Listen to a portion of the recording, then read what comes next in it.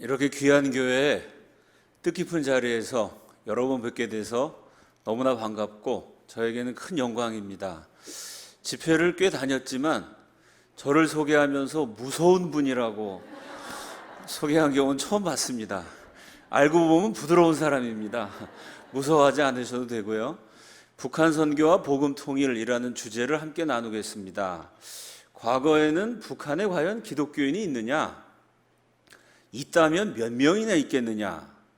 회의적인 시각이었습니다. 90년대 초까지만 해도요, 대부분의 전문가들이 북한에 기독교인이 있다면 3,000명, 많이 잡으면 한 5,000명, 제일 크게 숫자를 계산했던 전문가도 한 7,000명 정도밖에 안 될 거다라고 생각을 했습니다. 20년이 지난 지금은 대략 한 20만 명, 제일 많이 추산하는 사람은 한 25만 가까이 된다라고 말씀하시는 분도 있습니다. 대략 한 20만 전후의 기독교인들이 존재하는 것으로 추정이 됩니다. 그럼 20년 사이에 기독교인 숫자가요, 수십 배 늘어났습니다. 이렇게 기독교가 폭발적으로 팽창하게 된 계기는 참 안타깝게도 94, 95, 96년에 고난의 행군 시절입니다. 북한 역사가들이 고난의 행군이라고 부르는 시절, 3년 동안 300만이 넘는 우리 동포들이 굶어 죽었습니다. 그렇게 엄청나게 희생을 치르고 나서 비로소 기독교가 전파될 수 있는 기회의 문이 열리게 되죠. 그럼 북한에서 왜 이렇게 사람이 많이 굶어 죽었을까요? 먹을 게 없어서 굶어 죽었습니다. 당연하죠? 먹을 게 있으면 먹으면 되는데 없어서 굶어 죽었습니다. 그럼 먹을 게 도대체 얼마 정도가 부족했을까요? 그 당시 북한에 필요한 옥수수를 돈으로 환산하면 3,300억 원입니다. 3,300억 원을 주고 옥수수를 사서 인민들에게 나누어 줬으면 단 한 명도 굶어 죽지 않았을 거예요. 그러면 북한 정권에게 과연 3,300억 원이 없었을까요? 그렇지 않습니다. 있었습니다. 그 돈을 엉뚱한 데 쓴 거죠. 94, 95, 96, 3년 동안 1년에 3,300억 원 곱하기 3을 하면 대략 9,900억, 1조 원이 됩니다. 300만이 쓰러지던 바로 그 기간에 94년부터 96년까지 북한 정권은 1조 원을 가지고 있었어요. 그 돈은 어디 있었느냐? 이 궁전을 지었습니다. 보기에도 근사하죠? 금수산 기념궁전. 어떤 궁전일까요? 살아있는 사람을 위한 궁전이 아닙니다. 죽은 김일성의 시체를 보관하기 위한 궁전이죠. 김일성 시체를 보관하는 궁전, 저 전체 면적이 상암동에 가면 월드컵 축구 경기장이 있습니다. 10만 명이 들어가서 축구를 경기하는 세계적인 규모의 월드컵 경기장의 17배예요. 월드컵 경기장의 17배 되는 궁전을 짓고요. 보시다시피 호수가 근사합니다. 안에 들어가면 대리석을 깔았어요. 벽에는 금박을 입혔습니다. 모든 것을 전 세계 최고급으로 인테리어했어요. 김일성의 시체를 보관하는 궁전을 짓는데 1조 원이 들었습니다. 만약에 저 1조 원으로 기념 궁전 짓지 않고요, 옥수수를 사서 나눠줬으면 불쌍한 우리 동포들 단 한 명도 굶어 죽지 않을 수 있었습니다. 자, 이거 말고도 북한 정권은 돈이 많았어요. 뭐 했느냐? 북한 전역에 김일성 동상 4만 개, 그 옆에 김정일 동상 4만 개, 김일성, 김정일에 대한 우상화물 20만 개가 넘어요. 어떤 곳이냐? 김일성이 지나가다가 잠깐 앉았던 벤치, 그 나무 벤치를 유리관으로 씌웠어요. 어버이 수령이 앉으신 벤치가 비 맞으면 안 되잖아요. 김일성이 낚시한 곳, 출입금지 지역, 신성한 구역입니다. 지나가다 김일성이 이 동네는 감자를 심으면 좋겠네. 그럼 비석이 하나 세워줘요. 감자를 심었으면 좋겠네라고 수령님이 말씀하신 곳, 이래서 비석을 세웁니다. 그런 우상화물을 관리하는 데 드는 돈이 1년에 5천억 원이에요. 1년에 5천억 원씩 70년 동안 썼어요. 얼마나 엄청난 액수인지 상상이 안 가죠? 쉽게 얘기해서 저 우상화물 관리하는데 무슨 돈이 들까요? 여러분, 저 동상이 얼마나 높아요? 밑에 사람이 쬐끄맣잖아요? 저 동상에 거미줄 치면 될까요, 안 될까요? 새가 지나가다가 동상에다가 실례를 하죠. 똥도 싸고 오줌을 싸요. 어버이 수령 얼굴에 새 똥이 묻어 있으면 큰일 납니다. 그럼 어떻게 해야 돼요? 사다리 놓고 기어 올라가서 거미줄 다 닦아야 돼요. 거미줄 뛰다가 수많은 사람이 떨어져 죽었습니다. 저렇게 동상에 거미줄 닦고 저 동상에 새똥 치우고 뿐만 아니고요. 자, 작년 말부터 동해안에 지금 미군 항공모함이 2척, 요즘은 3척이죠. 우리 국민들은 미국 항공모함이 동해안에 3척 와 있다. 이게 얼마나 대단한 사건인지 감이 잘 안 잡힐 수 있어요. 그 미국 항공모함 한 척은요, 옛날에 소련이란 나라에 있었습니다. 대한민국, 지금의 남한보다 250배 큰 나라. 전 세계 석유 매장량 1위, 천연가스 매장량 1위, 침엽수림, 목재 생산량 1위, 미국과 양강 체제를 이루었던 초강대국이었어요. 공산주의 종주국입니다. 그 소련하고 전쟁이 났을 때 대한민국보다 250배 큰 나라, 세계에서 2번째로 강한 나라, 공산주의 1등 국가 소련의 제일 큰 도시 180개를 없애버릴 수 있는 화력을 항공모함 한 척이 갖고 있어요. 소련의 도시 180개를 없애버릴 수 있는 항공모함이 무려 3척이 동해안에 와 있습니다. 이건 엄청난 일이에요. 마음만 먹으면 순식간에 북한이 없어질 수도 있다는 겁니다. 그러면 동해안에 미국 항공모함 3척 와 있으니까 북한군은 맨날 비상 걸리겠죠. 지금 북한군이 지금 몇 달째 고생하고 있습니다. 그럼 북한에서 전쟁 나면 제일 먼저 뭐 할까요? 뭐부터 도피시킬까요? 저거요, 동상. 폭격받으면 안 되잖아요. 인민은 죽어도 되지만 어버이 수령 동상이 미군 폭격받았다 큰일 나거든요. 저 동상을 지하에다가 대피시켜 놓을 지하 공간이 따로 있어요. 작년 겨울에 폭격 날 거라고요. 미국, 북한 주민들 참 고생한 거 들어보면 가슴 아픈데요. 혹시 전쟁 나면 저거 동상 폭격 당하면 안 된다 이러고 주민들이요, 동상을 지키려고요, 타이어, 북한 자동차도 없는 나라인데 폐타이어를 다 잘라가지고 저 동상을 감쌌어요. 겨울에 춥지 마시라고. 그 다음에 폭격당하면 지켜드린다고. 아니, 비행기가 미사일 쏘는데 타이어로 막을 수 있나요? 하여간 걸고 타이어로 작년 겨울에 다 저걸 붙이고 감싸고, 왜냐하면 그렇게 해서 충성심을 입증해 보여야 되거든요. 북한에서는 아주 난리가 났었어요. 저렇게 저 동상 지하에 대피시킬 공간, 동상 청소하는 거, 사적지 관리하는 거, 거기 5천억 원이 들어요. 그 1년에 3,300억 원만 있으면 인민이 굶어 죽지 않는데요. 1년에 3,300억 원을 들여서 김일성 시체 복원하는 궁전을 짓고, 그거랑 별도로 또 5천억 원을 들여서 저렇게 동상들을 관리합니다. 북한 경제가 붕괴한 원인이 여러 가지가 있지만 제일 중요한 거는 어버이 수령을 하나님으로 섬겼기 때문이죠. 사람을 우상 숭배한 끔찍한 결과입니다. 그래서 북한 경제가 붕괴하면서, 이게 밤에 찍은 사진이에요. 이걸 보면 우리나라가 반도 국가가 아니라 섬나라인 것 같죠? 밤에 북한은 불을 안 켜요. 저 조금 밝은 데가 평양에 북한의 엘리트 상류층이 사는 데만 밤에 전기불 켜고요. 밤에 불을 못 켜는 나라가 됐어요. 전력이 모자라갖고. 대한민국 보세요. 특히 서울. 야, 물 좋은 데가 많아요. 24시간 국민들이 뭐 하느라고 노시는지 안 주무시고 불이 환합니다.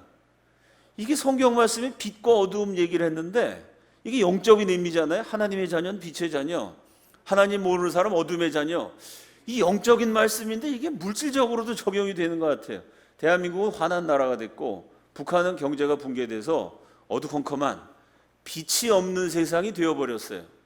아무리 전력이 모자라서 밤에 불을 못 켜는 한이 있어도 북한이 아낌없이 전력을 사용하는 분야가 있습니다. 이게 뭐냐면요, 어버이 수령의 사진이 여름에 더우실까 봐 선풍기 틀어놨어요. 겨울엔 저기다 난로 틀어놓습니다. 그러니까 어버이 수령 사진, 저 사진 하나부터 시작해도 저런 유적지가 20만 개가 넘어요. 겨울에는 난로 틀어주고요, 동상 옆에다가. 여름엔 선풍기 틀어주고요. 그리고 인민들은 굶어 죽은 겁니다. 우상 숭배가 이렇게 무서워요? 아, 북한 얘기하면 야, 북한 사람들 김일성 밑에서 고생 많이 하네. 이게 북한 얘기만이 아닙니다. 북한은 하나님을 안 섬기고 김일성 섬기다가 저 지경이 됐어요.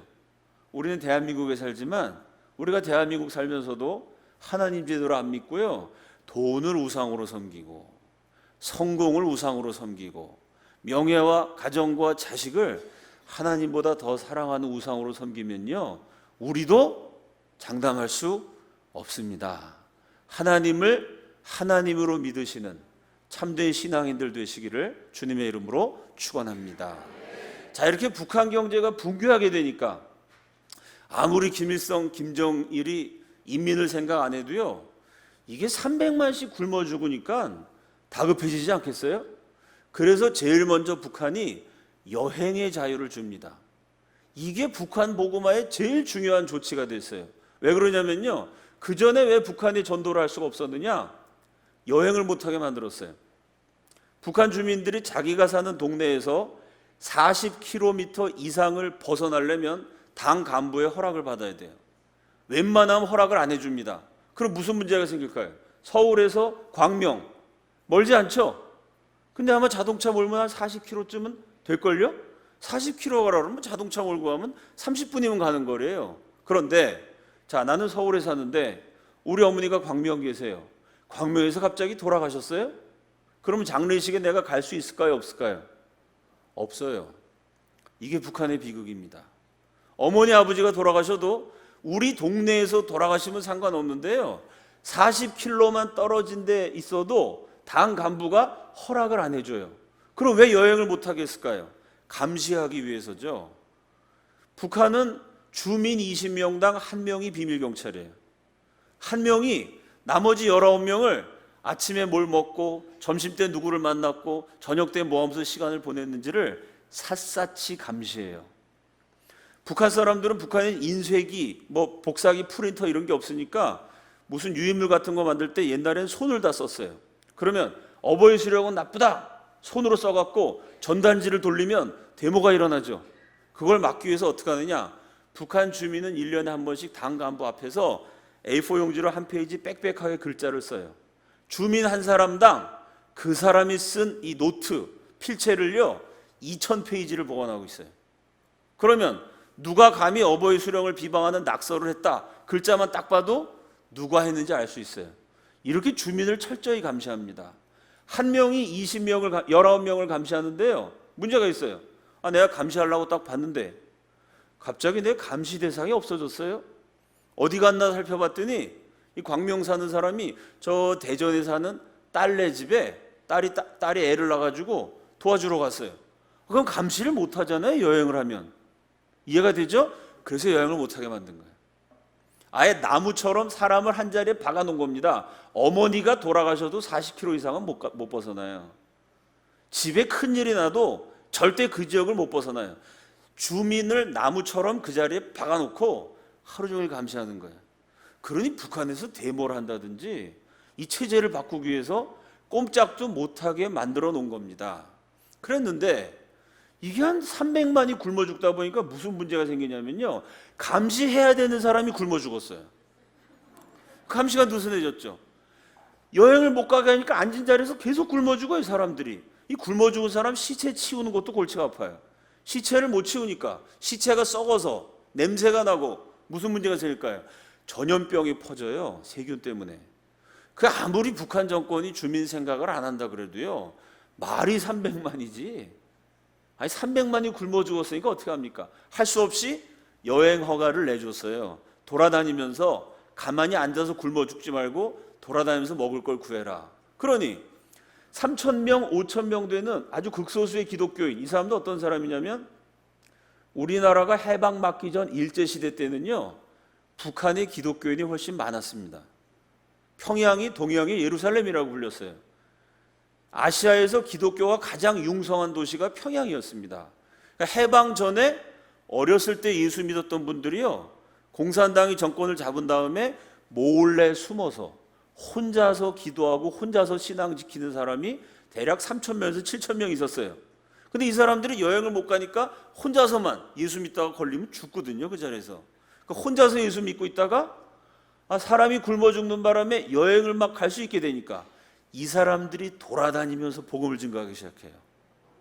그러니까 북한 땅에 막 복음이 되고요. 또 하나, 먹을 게 없어갖고 먹을 거 구하라고 돌아다니게 했는데 우리 동네 먹을 게 없다고 다른 옆 동네 가도 거기라고 먹을 게 있겠어요? 북한 전역이 다 굶주리는데 할 수 없이 북한에 먹을 게 없는 바람에 김정일이가 국경을 개방합니다.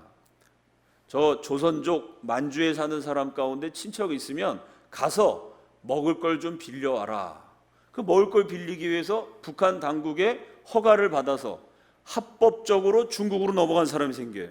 동시에 합법적으로만 넘어가겠습니까? 가만히 있으면 굶어 죽는데 서류를 위조해 갖고 불법으로 굶어 죽을 수 없으니까 압록강 두만강 건너가서 중국 땅에서 먹을 걸 구하는 사람이 생깁니다. 이렇게 북한 주민들이 강을 건너서 합법적으로 당의 허락을 받고 혹은 불법적으로 몰래 먹을 걸 구하기 위해서 만주로 넘어왔을 때요, 하나님이 신기한 일을 하셨어요.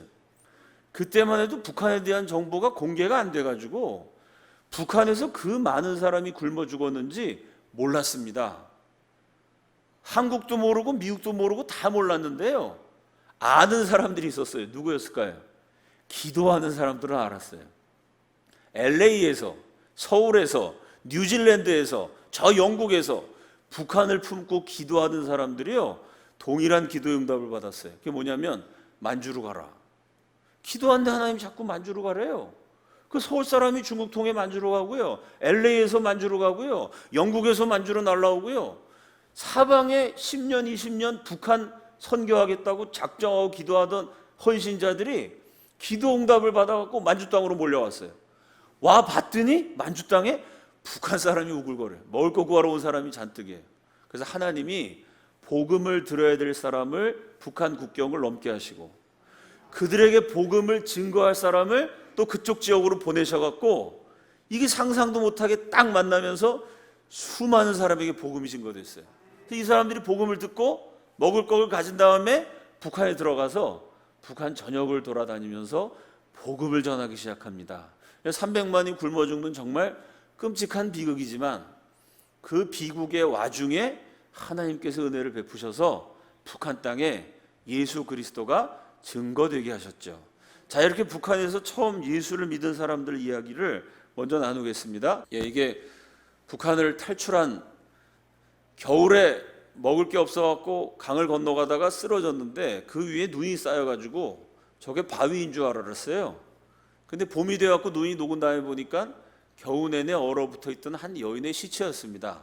300만이 죽는 고난을 아주 웅변적으로 보여주는 한 장의 사진이죠. 자, 이때 북한에서 먹을 걸 구하러 혹은 여러 가지 명목으로 북한 국경을 넘었던 사람 가운데 시베리아 벌목공이 있습니다. 시베리아는 세계에서 침엽수림이 제일 많은 곳이에요. 근데 그 나무를 자를 사람이 없습니다. 왜냐하면 거기가 영하 50도입니다. 여러분, 지난주인가요? 서울이 영하 13도인가 내려갔던 적이 있었습니다. 무지하게 추웠죠. 영하 50도면요 이거 상상을 초월해요.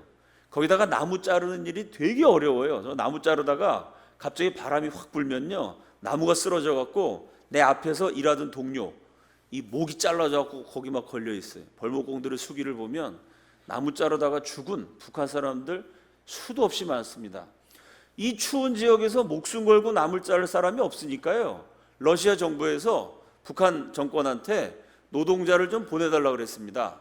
북한 정권에서 벌목공들이 가서 시베리아에서 나무를 열심히 잘랐어요. 그런데 지금 개성공단도 마찬가지입니다. 이 북한 근로자들이 와서 일하는 곳, 아니 남북이 경제협력을 해갖고 개성공단 돌아가면 좋은 거 아니냐, 사정을 잘 모르면 그렇게 얘기할 수도 있는데요, 문제는 뭐냐면요, 저 벌목공들이 나무를 잘랐어요. 그럼 월급을 러시아 정부가 줍니다. 누구한테 줄까요? 누구한테 주죠? 내가 공장에서 일했어요. 그래서 월급을 나한테 줘요. 그거는 자유민주주의 국가 얘기입니다. 자유민주주의 국가 사유재산이 인정되니까 내가 일한 월급은 내가 받는 거예요. 공산주의 국가는 사유재산 인정 안 하잖아요. 벌목공들이 일하면 월급은 김정일이가 받죠. 북한 정권한테 돈을 줍니다. 그럼 김정일이 그걸 가지고 노동자들한테 나눠줘야 되는데 시베리아에서 일하고 있는 사람, 시베리아에 돈 줘봤자 쓸 데도 없으니까 뭐라고 얘기했냐면, 너희들이 시베리아에서 나무 열심히 자르면 너희 가족들에게 월급을 주겠다라고 약속을 했어요. 그 약속을 믿고 벌목공들이 열심히 일하고 5년 만에 휴가를 얻어서 고향에 돌아왔더니, 아니 그 사이에 어머니가 돌아가셨다는 거예요. 왜 돌아가셨나 봤더니 굶어서 돌아가셨다는 거예요. 아니 내가 시베리아에서 나무 자르느라고 그 고생을 했는데 영하 50도에서 왜 우리 엄마가 굶어 죽어? 어떻게 된 걸까요? 김정일이 월급을 전달하지 않은 거죠. 그 벌목공들이 배신감에 치를 떨게 됩니다. 그때부터 벌목공들이 탈출을 해갖고 지금 러시아 전역에 한 8,000명 정도가 불법 체류자, 난민이 돼갖고 떠들고 있어요. 그 벌목공 가운데 한 사람 만수라는 북한 분이 선교사님을 만나 복음을 듣게 됐어요. 이 만수에게 한국 기자가 접근을 합니다. 시베리아에 있는 북한 벌목소를 취재를 합시다. 그 북한 벌목공들 수용소를 취재하면 이건 세계적인 특종이 됩니다. 기자가 아주 탐이 났겠죠. 위험한 데를 가자고 설득을 해갖고요, 만수랑 한국 기자가 시베리아까지 갔어요. 택시 운전하는 탈북자분이 동포였는데요. 그 밤에 몰래 들어가서 벌목공 수용소를 막 촬영을 하는데 북한 경비병한테 들켰습니다. 총을 쏘면서 추격해요. 영하 50도 시베리아 얼음 벌판에서 목숨을 건 탈출극이 펼쳐져요. 막 빙판에 차가 미끄러지고 타이어가 터지고 물 웅덩이에 빠지고 2시간을 도망쳐가지고 총을 쏘면서 추격하는 북한 군인을 따돌렸어요. 이제 안전한 곳에 딱 온 다음에 기자가 이렇게 얘기합니다. 총 쏘는데 운전하느라 고생 많았습니다. 근데 하나 물어봅시다. 2시간 도망치면서 기자가 늘 마음에 불만이었던 게 있어요. 여러분, 빙판길에 차를 운전하면은 핸들을 두 손으로 꽉 잡아야죠. 이게 미끄러지잖아요, 잘못하면. 아니 그 위험한 판에 뒤에서 총까지 쏘는데요, 만수가 운전을 어떻게 하냐면 한 손으로 해요. 드라이브 이렇게 하는 것처럼 한 손 내리고 있어요. 저 사람 핸들 똑바로 잡아야지. 말하고 싶어도 뒤에 총을 쏘고 위급한 상황에 무서워갖고 말을 못하다가, 이거 하나 따집시다. 그 위험한 상황에 두 손으로 잡아야지 무슨 드라이브 합니까? 따졌더니 만수라는 북한 분이 빙그레 웃으면서 나머지 한쪽 손을 펼쳐요. 한 손은 핸들을 잡고 한 손은 그냥 움켜쥐고 있었어요. 그냥 맨주먹인 줄 알았더니 딱 펼치는데 여기 종이 조각이 하나 나와요. 얼마나 세게 움켜졌는지, 얼마나 뒤에서 총 쏘니까 위급했는지요. 우리가 흔히 쓰는 표현에 손에 땀을 쥐게 한다. 막 아슬아슬한 축구 시합 이런 거 보면 이길까 질까 손에 막 땀이 생기잖아요. 손에 땀을 줘갖고 이 종이가 땀에 흠뻑 젖었어요. 흠뻑 젖은 쪽지를 펼쳤더니 거기다가 글씨를 썼는데요, 땀이 묻어갖고 글씨 잉크가 번졌어요. 뭐라고 써있냐면, 내가 물 가운데 지날 때 너와 함께 할 것이며 내가 불 가운데 지날 때 너와 함께 할 것이라. 하나님, 이 말씀 그대로 나를 지켜주실 줄로 믿고 미리 감사드립니다. 아멘. 여러분, 그 넓고 넓은 러시아에서 불법 체류자가 돼갖고 도망 다니는 게 얼마나 위험하고 힘들었겠습니까? 아침에 일어나면 제일 먼저 종이 쪽지를 꺼내요. 그러다 이사야서의 말씀, 내가 불 가운데 지날 때에 너와 함께 할 것이며. 여러분, 사납게 타오르는 불 가운데 지나가면 얼마나 위험해요? 우리 인생의 불길을 통과하는 것 같은 위험이 있습니다. 그때도 하나님이 함께 하시는 줄로 믿습니다. 그 말씀을 쓴 거예요. 내가 불 가운데 지날 때에 너와 함께 할 것이며 내가 물 가운데 지날 때에 너와 함께 할 것이라. 홍수가 나도 해일이 나도 세상이 다 뒤집어지도 하나님이 나와 함께 하신다. 그 말씀을 적고요, 그 말씀에 대한 기도까지 적었어요. 미리 이 말씀 그대로 나를 지켜주실 줄로 믿고 감사합니다. 감사 제목까지 딱 적고 아멘. 아침에 일어나면 쪽지를 써요. 하루 종일 한 손에 그 말씀을 붙들고 한 손에 핸들을 잡고 운전수로 일해서 먹고 살면서 그 광활한 러시아 대륙에서 불법 체류자로 살아남은 겁니다. 북한 동포만 살기 어렵고 천국 같은 대한민국에 사는 여러분들은 다 편하신가요? 여기서도 만만치 않죠. 요즘 또 경기도 어렵고 힘든 일이 많습니다. 우리 인생에 어려움이 있지만 불 가운데를 지날 때에도, 물 가운데를 지날 때에도 우리와 함께 하신 하나님, 그 하나님의 말씀 붙들고 하나님이 말씀대로 지켜줄 것을 미리 믿고 감사의 기도를 드림으로 하루를 시작하고 말씀과 더불어 살아남으시는 모든 교우들이 되시기를 주님의 이름으로 축원합니다. 이게 중국의 감옥입니다. 남자들 사진인데요. 사실은 중국 감옥에는 북한 여자들이 주로 많이 갇혀 있죠. 먹을 게 없게 되니까 북한 여자들이 중국 사람들이 와서 그녀들을 잡아간 게 아닙니다. 집에 있으면 굶어 죽으니까요. 딸들이 알아서 강을 건너요. 자기 몸을 중국 사람한테 파는 거죠. 이렇게 중국에 팔려간 북한 여자들이 대략 한 15만에서 20만, 더 많았는데 지금 한 3만 명 정도는 한국에 와 있기 때문에요. 대략 한 20만, 15만 이 정도가 지금도 중국 땅에서 참 고생들 많이 합니다. 그 중국 전역에 팔려가 있던 북한 여자들이 중국 경찰, 공안이라 그럽니다. 그 공안에 일제 단속 기간이라는 게 있어요. 작년에는 그게 언제였냐면 작년 10월 10일인가요? 중국 공산당 전당대회가 열렸습니다. 중국 공산당 간부들이 다 모여 있는데 한쪽에서 무슨 데모가 일어난다든지 폭동이 일어난다든지 이런 아주 골치가 아프죠. 지도자들이 다 북경에 모여 있으니까요. 그래서 그런 중국 공산당의 큰 행사가 있을 때는 100일 단속 기간 이런 게 있어요. 그래서 100일 동안 중국 전역에 데모하는 사람, 또 테러리스트들, 또 탈북동포들, 불법 체류자들 아예 그냥 싹 훑어요. 100일 단속 기간. 작년 10월에도 북한 동포들을 구출하던 선교사님들이 한 40명 감옥에 갇혔고요. 북한 동포들 한 120명 잡혀가지고 북한으로 돌려보내졌는데 북한 돌려보내진 다음에 생사가 확인 안 됩니다만 한 2분 정도는 이미 그 사이에 죽으신 게 아닌가. 그러니까 팔려갔다가 경찰한테 잡혀서 북한으로 돌려보내져서 이런저런 이유로 죽은 거죠. 되게 옛날에는 이제 북한을 탈출했다가 잡히면요 조국 배반죄라 그래갖고요 그 여자를 이렇게 마을에다가 나무에다가 묶어놔요. 그리고 이제 마을 주민들이 와갖고 돌로 때려 죽이는데 그걸 누가 죽이냐면은 팔려갔던 탈출했던 여자의 아빠, 오빠, 남동생, 가족들이 돌로 때려 죽이게 만들었어요. 그 왜냐하면 어버이 수령에 대한 충성을 입증하는 거죠. 이 어버이 수령을 은혜를 배신하고 네가 조국을 탈출했냐? 이러고 이제 아빠가 딸을 돌로 때려 죽이면 그 아빠는 당성이 인정됐기 때문에 북한에서 살 수 있어요. 근데 그 딸을 안 때리면은 반역자 가족이니까 정치범 수용소에 가족이 통째로 잡혀가게 돼요. 옛날엔 그렇게 잔인하게 죽이기도 했습니다만 지금은 하도 많이 탈출하기 때문에 북한 탈출했다가 잡혀갖고 돌려보내도 다 죽이지는 않아요. 그렇다고 또 안 죽지도 않습니다. 그 100% 죽는 방법이 있어요. 어떻게 하면 될까요? 북한 당국이 북한을 탈출했다가 잡혀온 여자 100% 죽이는 경우가 기독교인을 만난 적이 있다. 교회 근처에 간 적이 있다. 성경책 전도지와 같은 기독교의 메시지를 담은 물품을 접한 적이 있다. 그러면 죽여요. 그러니까 기독교를 믿은 게 아닙니다.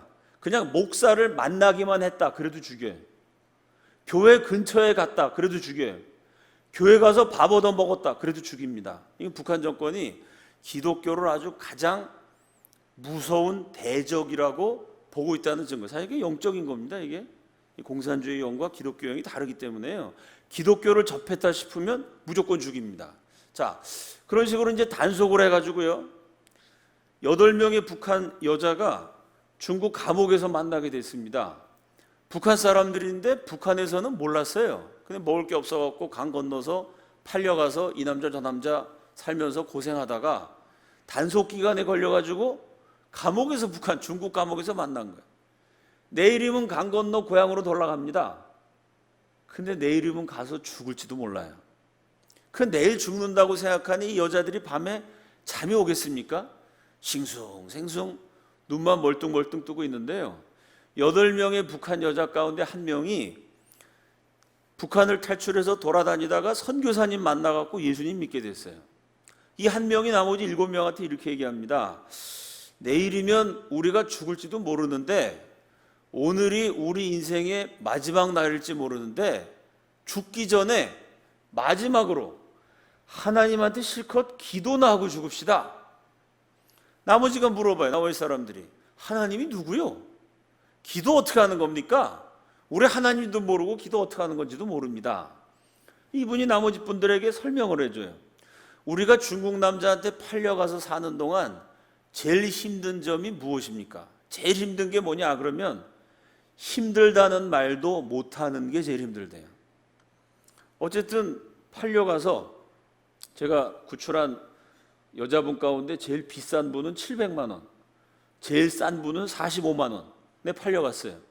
여러분, 이게 끔찍한 겁니다. 한 여자가 한 남자한테 팔려가고요, 평생 부엌대기처럼 일하고 평생 노예처럼 들판에서 일하고 그 남자 애까지 낳아서 길러주는 대가가 45만 원에서 아주 젊고 예쁜 처녀는 700만 원. 제가 구출한 탈북자 여자들끼리 서로 농담해요. 얘는 100만 원짜리래, 얘는 200만 원이래. 제가 이 농담하지 말라고 야단친 적도 있어요. 자, 그렇게 팔려가고 그 남자 애까지 낳아주고 노예처럼 일하는데 어쨌든 부부가 되는 거죠. 그런데 그 집에 딱 들어간 첫날 남편 된 남자가 뭐라 그러냐면은, 너는 우리 집안의 며느리가 아니다, 너는 내 아내도 아니다, 너는 내가 돈 주고 사온 물건이다. 첫날 딱 하니까 남자가 그러더래요. 실제로 돈 주고 사왔으니까. 그리고 일하다가 힘들어가지고 같이 이불 덮고 자서 애까지 난 사이니까 남편한테 내가 오늘 너무 일 많이 해갖고 어깨가 아프고 힘들다고. 그 중국 남자가 뭐라 그러냐면, 너 자꾸 힘들다고 투정하면 경찰에 신고해서 북한 돌아보낼 거야. 네 고향으로 돌아가.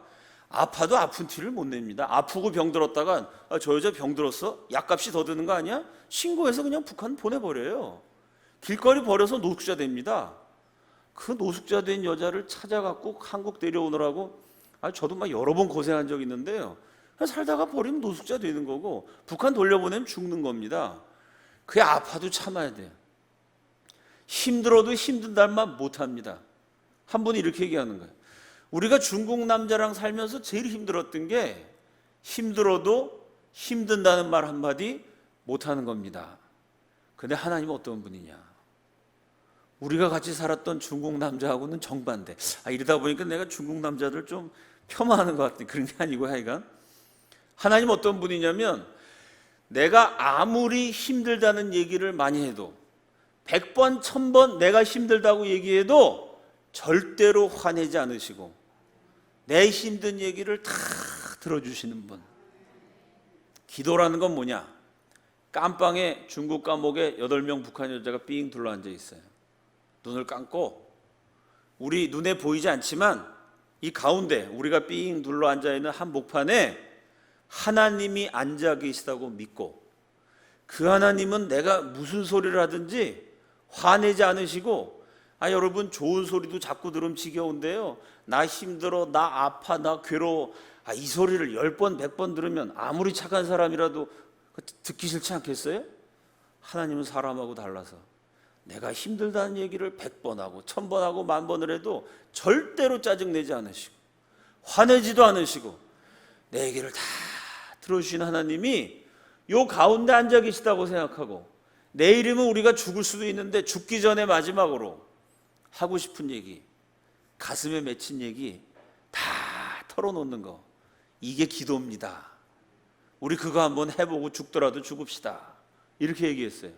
북한 여자들이 그래 뭐 죽기 전에 진짜 하고 싶은 얘기나 실컷 하고 죽자 이러고 8명이 전부 다 눈을 감고 가운데 하나님이 계시다고 생각하고 자기 가슴에 맺힌 얘기를 털어놓기 시작하는 거예요. 여러분, 그 얘기는 우리 남한 사람은 상상도 못합니다. 제가 북한 분 얘기를 들어봤는데요, 옛날에 우리 할아버지 할머니들이 이런 얘기했어요. 너무 배가 고프면 백가죽이 등가죽에 가서 붙는다. 들어보셨어요, 여러분? 옛날 연세 많으신 분이 그런 얘기했습니다. 이게 참 이해가 안 가요. 저는 이 백가죽하고 등가죽이 꽤 멀어요. 이게 자꾸 이게 멀어져서 걱정인데, 이게 붙는다는 거예요. 너무 배가 고프면. 북한 분이 무슨 얘기하냐면요, 어머니가 돌아가셔갖고 시신을 수습하는데요, 진짜 이 백가죽이요, 등가죽에 가서 붙었다는 거예요. 못 먹어가지고. 엄마 아버지 굶어 죽은 시체를 장례 지낸 그 아들 딸의 고통, 이걸 남한 사람이 어떻게 알겠습니까? 하나님, 정말 하나님이 계시다면 내가 무슨 죄를 지어가지고 나는 어렸을 때부터 굶어 죽은 엄마 아빠나 시체나 수습을 하고, 내가 중국 가갖고 여기저기 팔려댕기고 중국 남자한테 두들겨 맞고 노숙자도 되고 그러다가 체포돼갖고 지금 고향 가서 죽을지도 모르고, 내가 무슨 잘못을 그렇게 했길래 나는 북조선에 태어나가지고 이 고생을 해야 됩니까? 아이, 그 여자들이 가슴에 하 맺힌 얘기를 꺼내기 시작하는데, 어떤 사람은 막 그냥 하나님 다 들어준다 그러니까 막 욕을 하고요, 어떤 사람 피눈물을 흘리고요, 어떤 사람 통곡을 하고요, 한 사람이 눈물을 터뜨리기 시작하니까 울음바다가 됐어요. 감옥이 떠나갈 듯이 막 피눈물을 흘리면서 통곡을 하면서 난생 처음 기도를 하는 거 하는 거예요. 중국 간수가 와서 시끄럽다고 발로 차고 조용하라 그러는데 울음이 한번 터지니까 멈추질 않아요. 밤을 새워서 목이 쉬도록 통곡을 하고 울었어요. 그 다음 날부터 기적이 일어나가지고 팔려가서 살았던 중국 남자들이 이게 정이 없이 사는 줄 알았는데, 이 사람들이 갑자기 무슨 마음이 들었는지 뇌물을 써가지고요, 그 8명 가운데 몇 사람은 그 다음날 아침에 풀려났어요. 나머지는 북한으로 넘어갔는데 어떻게 운이 좋아가지고 8명이 다 풀려나갔고요, 1년 6개월 후에 서울에서 만났습니다. 다 살아났어요. 그 중에 한 분을 제가 직접 만났습니다. 탈출하는 과정에서 제가 조금 관여도 했고요, 그분하고 이렇게 대화를 나누는데 그날 밤이 너무 자기가 이상한 체험을 했다는 거예요. 왜냐하면 입으로는 그때 자기가 하나님이란 분 얘기를 처음 들은 거예요. 기도란 걸 태어나서 처음 해본 거예요. 입으로는 이게 뭡니까 하나님, 막 원망하고 불평하고 욕을 하면서 눈물이 막 터져 나왔대요. 그런데 입으로는 막 욕을 하고 눈물 흘리는데요, 마음 한구석이 이상하게 밝아지더래요. 감옥이 따뜻하게 느껴지는 게, 입으로는 지금 통곡하면서 막 부정적인 얘기를 쏟아내는데 마음속으로는 내가 이대로 죽지는 않을 거다, 내가 반드시 살아날 길이 열릴 거다, 이런 자꾸 희망 같은 게 막 생기더라는 거예요. 그러니까 자기는 너무나 고통스러운 얘기를 했는데 마음은 밝아지는 이상한 체험. 이게 뭔지 모르는데 너무 신비해가지고요, 남한에 오자마자 제일 먼저 목사님을 만났대요. 내가 그날 밤에 이런 일을 겪었는데 이게 뭡니까? 물어봤더니 목사님이 그게 바로 성령 충만입니다, 가르쳐 주더라는 거예요. 야, 그 성령 충만이라는 거 그거 한번 신기한데 내가 그거 다시 한번 해보고 싶은데 어떻게 하면 됩니까? 물어봤더니 목사님들은 이럴 때 딱 준비해 놓은 대답이 있습니다. 우리 교회 등록하시면 됩니다. 뭐 백발백중이죠. 다음 주부터 우리 교회 부흥회가 열리니까 우리 교회 등록하셔서 부흥회 나오시면 그 성령 충만 다시 할 수 있습니다. 그 교회 가갖고 부흥회 참석했다는 거예요. 저한테 이렇게 얘기해요. 목사님, 제가 남한에 와갖고 용하다는 부흥회는 다 가봤는데 감옥 부흥회처럼 성령 충만했던 적이 없어요. 북한 동포 구출하는 사람 돕다 보면 별하별 힘들고 어려운 일을 다 겪습니다. 그래도 이 일을 계속할 수 있는 제일 큰 동기, 제일 큰 은혜와 축복은요, 내가 북한 동포들을 구출하는 일을 해서 내가 도와주는 것 같지만 사실은 제가 도움을 받아요. 제가 축복을 받습니다. 제일 큰 축복은 제가 배워요. 제가 그 북한 동포를 만나고 나서 그 북한 동포에게서 목사인 제가요, 오히려 기도가 뭔지를 배웠어요. 여러분 멋있지 않습니까? 하나님 어떤 분이냐. 내가 힘들다는 얘기를 아무리 많이 해도 짜증내지 않고 잘 들어주시는 분. 세상의 어느 신학자가 하나님에 대해서 이렇게 깊이 있게 가르칠 수가 있겠어요? 기도는 뭐냐? 그 하나님이, 내 얘기를 다 들어주신 하나님이 내 앞에 계시다고 믿고, 내 가슴에 맺힌 얘기, 혹시라도 내일 내가 죽을지도 모르는 인생이라면 죽기 전에 남기고 싶은 얘기 다 털어놓는 것. 세상에 어느 선생님이 기도에 대해서 이렇게 참 감동적으로 가르칠 수가 있겠어요? 내가 무슨 소리를 해도 다 들어주신 하나님, 그 하나님께 날마다 기도하시는 주의 백성들이 되시기를 주님의 이름으로 축원합니다. 요게 압록강 건너는 장면입니다. 이 압록강 두만강 가운데 강물이 얕은 데가 있어요. 겨울엔 또 저희가 꽁꽁 얼죠. 그래서 겨울이 북한 사역하는 사람한테는 제일 바쁜 계절입니다. 이 강폭이 좁은 데는 젊은 사람 걸음으로 2분 정도를 달려가면 건너갈 수 있어요. 2분 만에 국경을 넘어서 중국 땅 갈 수 있습니다. 그래서 요즘도 뭐 탈출하시는 분들이 꽤 있는데요. 저렇게 압록강 두만강을 저 튜브 같은 거, 타이어 같은 걸 이렇게 만든 한국 수영장에 쓰는 튜브 같은 거로 강을 건너요. 건너는 장면을 보면은 위에는 추우니까 잔뜩 입었는데 밑에는 벗었죠. 왜 그러냐면은 바지를 입고 건너면 바지가 젖잖아요. 그럼 젖은 바지를 갖고 강 건너편 중국 마을에서 어정거리다가 들키면요, 중국 사람이 딱 보고 아, 바지가 젖었네? 저 북한 사람이 탈출한 거구나. 신고하면 잡혀요. 그거 어떻게 하냐면 젖은 바지 입고 갔다가 그걸 뭐 벗고 다시 입고 시간 걸리니까 아예 그냥 밑에 벗고 비닐 같은 데다가 갈아입을 바지를 싸가지고 강을 건넙니다. 건너자마자 잽싸게 닦고 바지를 입고 그 다음에 이제 저 중국에 팔려가기도 하고 탈출하기도 하고 하는 겁니다.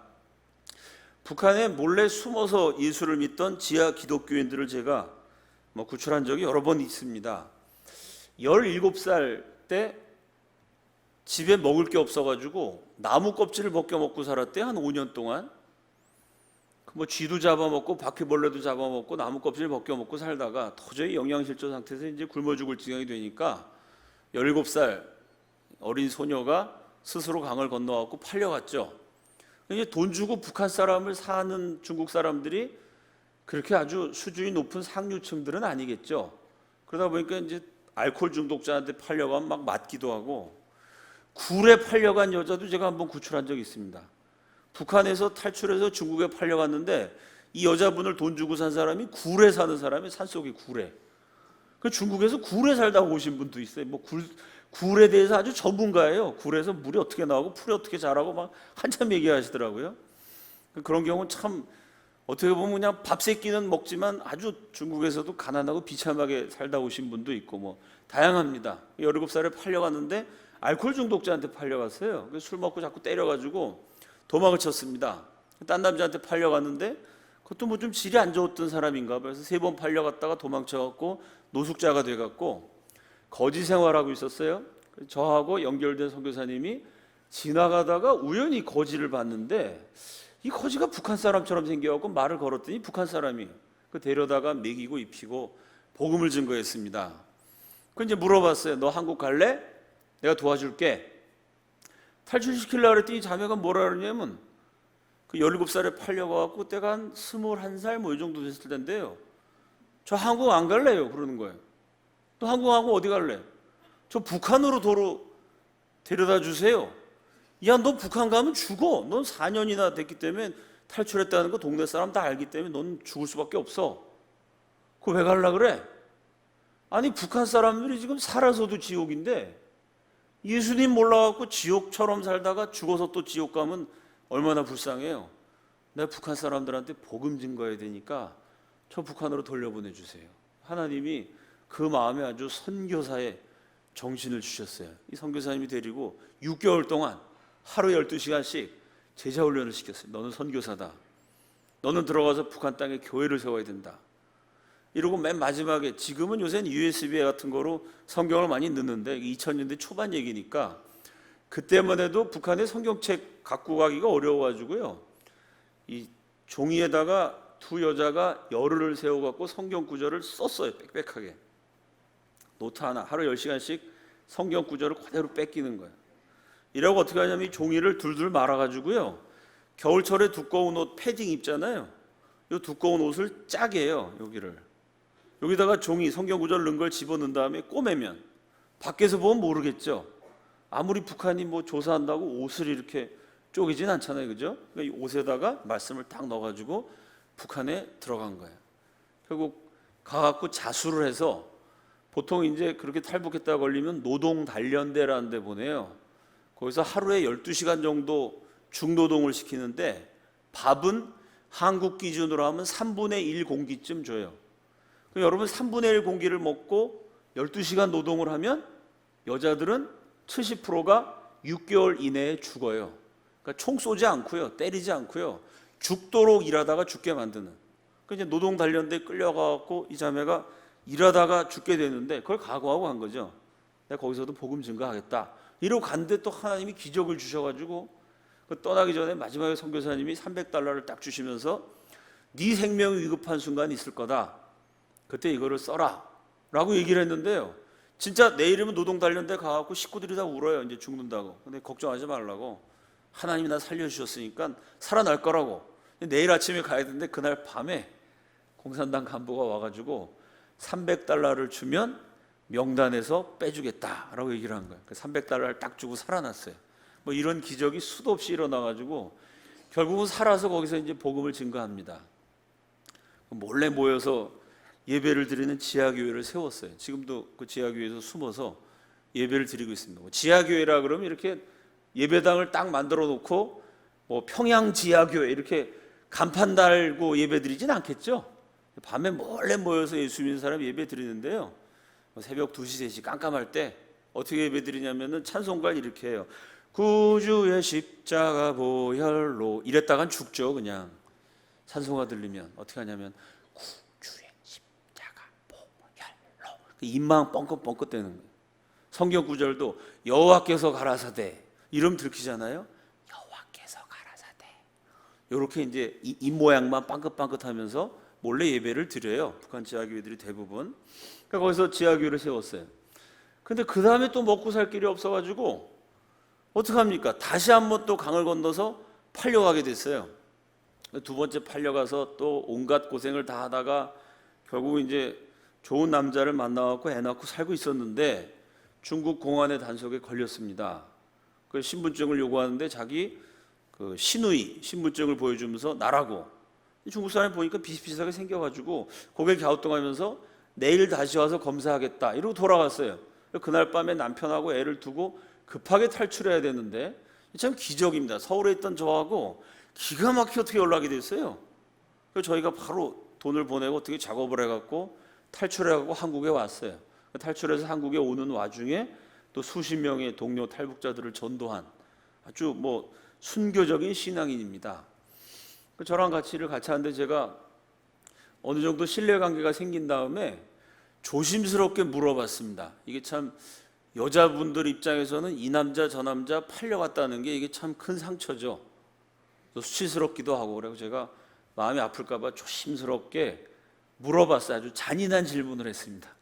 뭐라고 질문을 했냐면 자매가 예수 믿기 전에도 팔려갔고 예수 믿은 다음에도 팔려갔는데 그래도 여러분 예수 믿고 거듭난 하나님의 자녀는 거듭나지 않은 세상의 자녀하고는 다르겠죠. 똑같으면 이상한 거 아닙니까? 그죠? 뭔가 예수 믿은 사람이 하나님이 보호해 주실 거라고 저는 믿는데요. 예수 믿기 전에 팔려간 것과 예수 믿은 다음에 팔려간 게 뭐가 다릅니까? 이런 잔인한 질문을 제가 했어요. 그 자매가 제 질문을 듣더니 눈물을 주르르 흘려요. 목사님, 제가 하나님의 은혜가 뭔지를 배웠어요. 이렇게 대답하는 거예요. 무슨 얘기냐면요. 두 번째 팔려갈 때 북한의 그 압록강 강 건너편에 딱 쭈그리고 앉아있다가 바지는 벗고 위에는 이렇게 입고 추운데 한밤중에 오돌오돌 떨어요. 저 강 건너편에서 신호가 오면 이제 강을 건너가야 돼요. 그 신호 오기를 하염없이 기다리는데 한숨이 나더래요. 뭐가 제일 힘드냐면요. 여러분 이 예쁜 북한 처녀들을 스스로 강 건너온 사람들을 데려다가 중국 사람들한테 파는 인신매매범들. 이 중국 사람들이 되게 한국으로 치면 조직폭력배 같은 단체죠.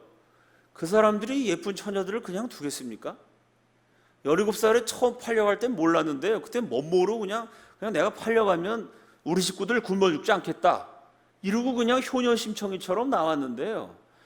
팔려가는데 하루는 남자가 5명이 덤비고 하루는 3명이 덤비고 무수히 강간을 당해요.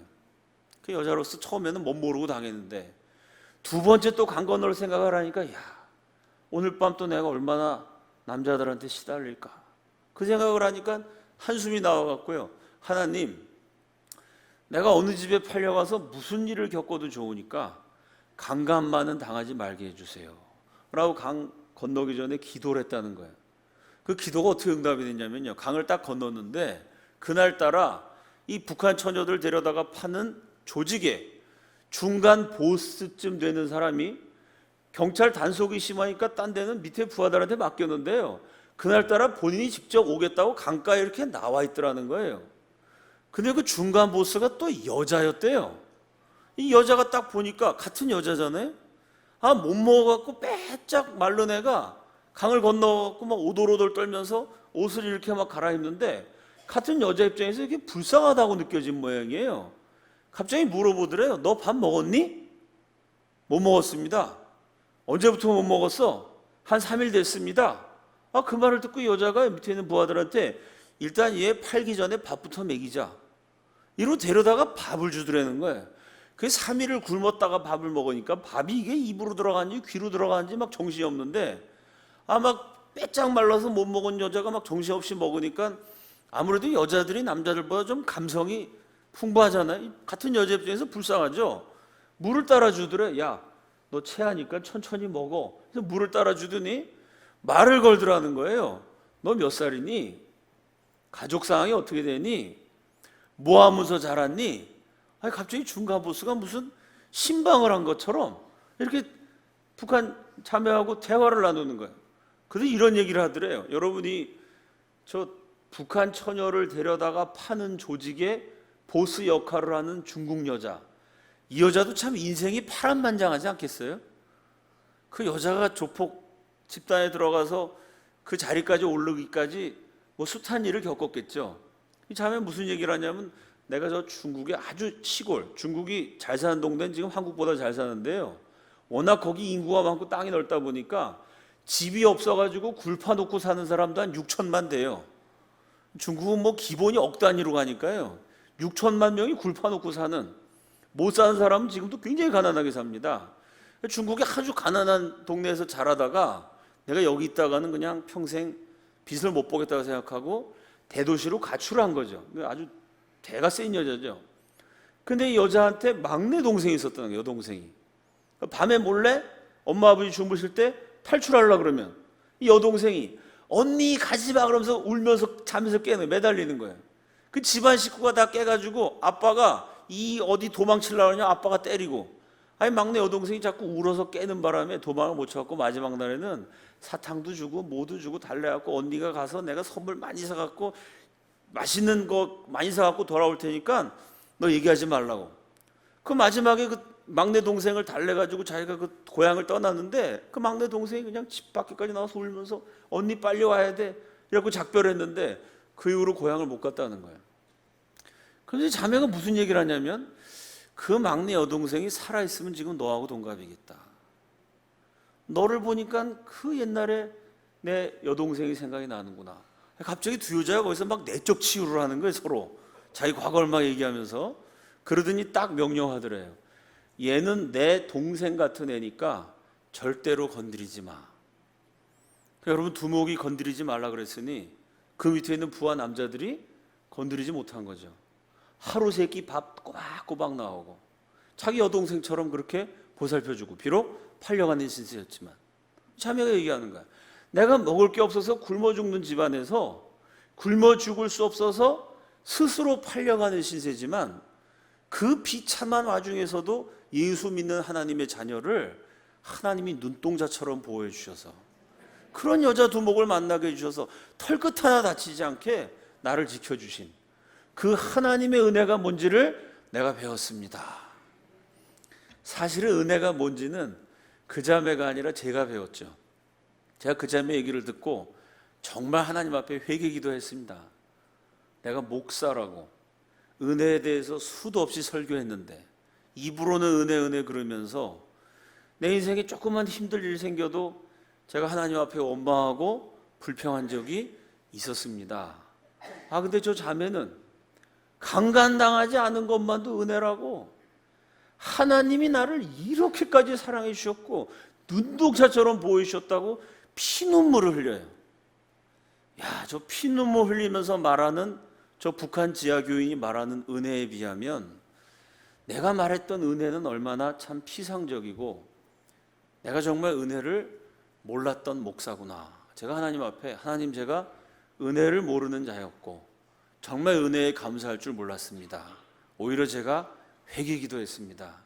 눈동자처럼 보이신 하나님의 은혜가 주의 백성들이 비록 팔려가는 것 같은 뭐 그런 일은 여기 겪으시지 않으시겠지만요, 그런 끔찍한 상황에서도 하나님이 은혜로 자녀들을 보호해주고 계신 줄로 믿습니다. 자, 이렇게 제가 여러 가지 경로를 통해 북한을 떠나서 예수를 믿게 된 북한 사람들 얘기를 소개해드렸습니다.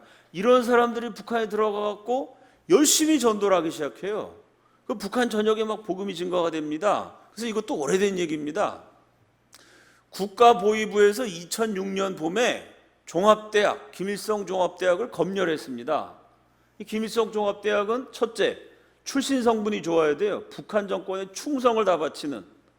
둘째, 핵심 문자 계층에서 둘째, 공부를 아주 잘하는, 그러니까 충성심도 강하고 공부도 잘하는 엘리트만 모은 종합대학을 방별로 수색을 하는데요, 보위부원이 1호실, 2호실, 3호실 막 오니까 급하게 방 안에 있던 사람들이 걸리면 큰일 나는 것들을 베란다 창밖으로 막 던진 거예요. 그랬는데 누군가 베란다로 휙 던지고 전부 방에서 나오라고 이러니까 걸리면 큰일 나니까 뭔가를 창으로 던지고 전부 방 밖으로 나왔어요. 복도에 쫙 섰어요. 아, 근데 베란다 밖에 던진 걸 봤더니 성경책이 있었던 거예요. 그 북한의 엘리트들만 모아놓은 종합대학의 기숙사 안에서 성경을 가지고 있는 학생이 있었다는 얘기입니다. 이게 2006년의 얘기예요. 제가 처음 북한 사역할 때는 북한 청년 하나가 성경 말씀이 너무 좋았는데 시편 23편을 그렇게 좋아했어요. 여호와는 나의 목자시니 내게 부족함이 없으리로다. 그가 푸른 초장 잔잔한 물가로 우리를 인도하시는도다. 아멘이시죠? 내가 사망의 음침한 골짜기를 다닐지라도 해를 두려워하지 않을 것은 주께서 나와 함께 하심이라. 주의 지팡이와 막대기가 나를 안위하심이로다. 얼마나 좋은 말씀이에요. 이 말씀이 너무 좋아가지고 그걸 수첩에다 적었어요. 근데 그 수첩에다 적어갖고 갖고 다니다가 걸리면 큰일 나죠. 그 수첩에다가 이런 두꺼운 노트에다가요, 앞에는 뭐라고 적었냐면 경애하는 수령, 위대한 지도자 김일성 수령님은 어쩌고 저쩌고 어버이 수령 얘기를 쫙 썼어요.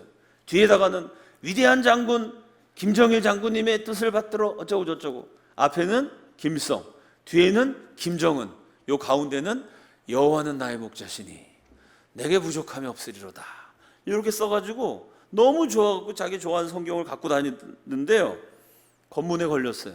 그럼 보통 수첩을 딱 보고 이렇게 봐갖고 어버이 수령, 훌륭하네 이러고 보내는데요, 이 사람이 몇 번 걸렸는데 뭔가 수사하다고 생각했는지 사람들 모아놓고 보위부원이요, 한 200페이지 된 두꺼운 노트를요 한 페이지씩 살펴본 거예요. 한 페이지씩.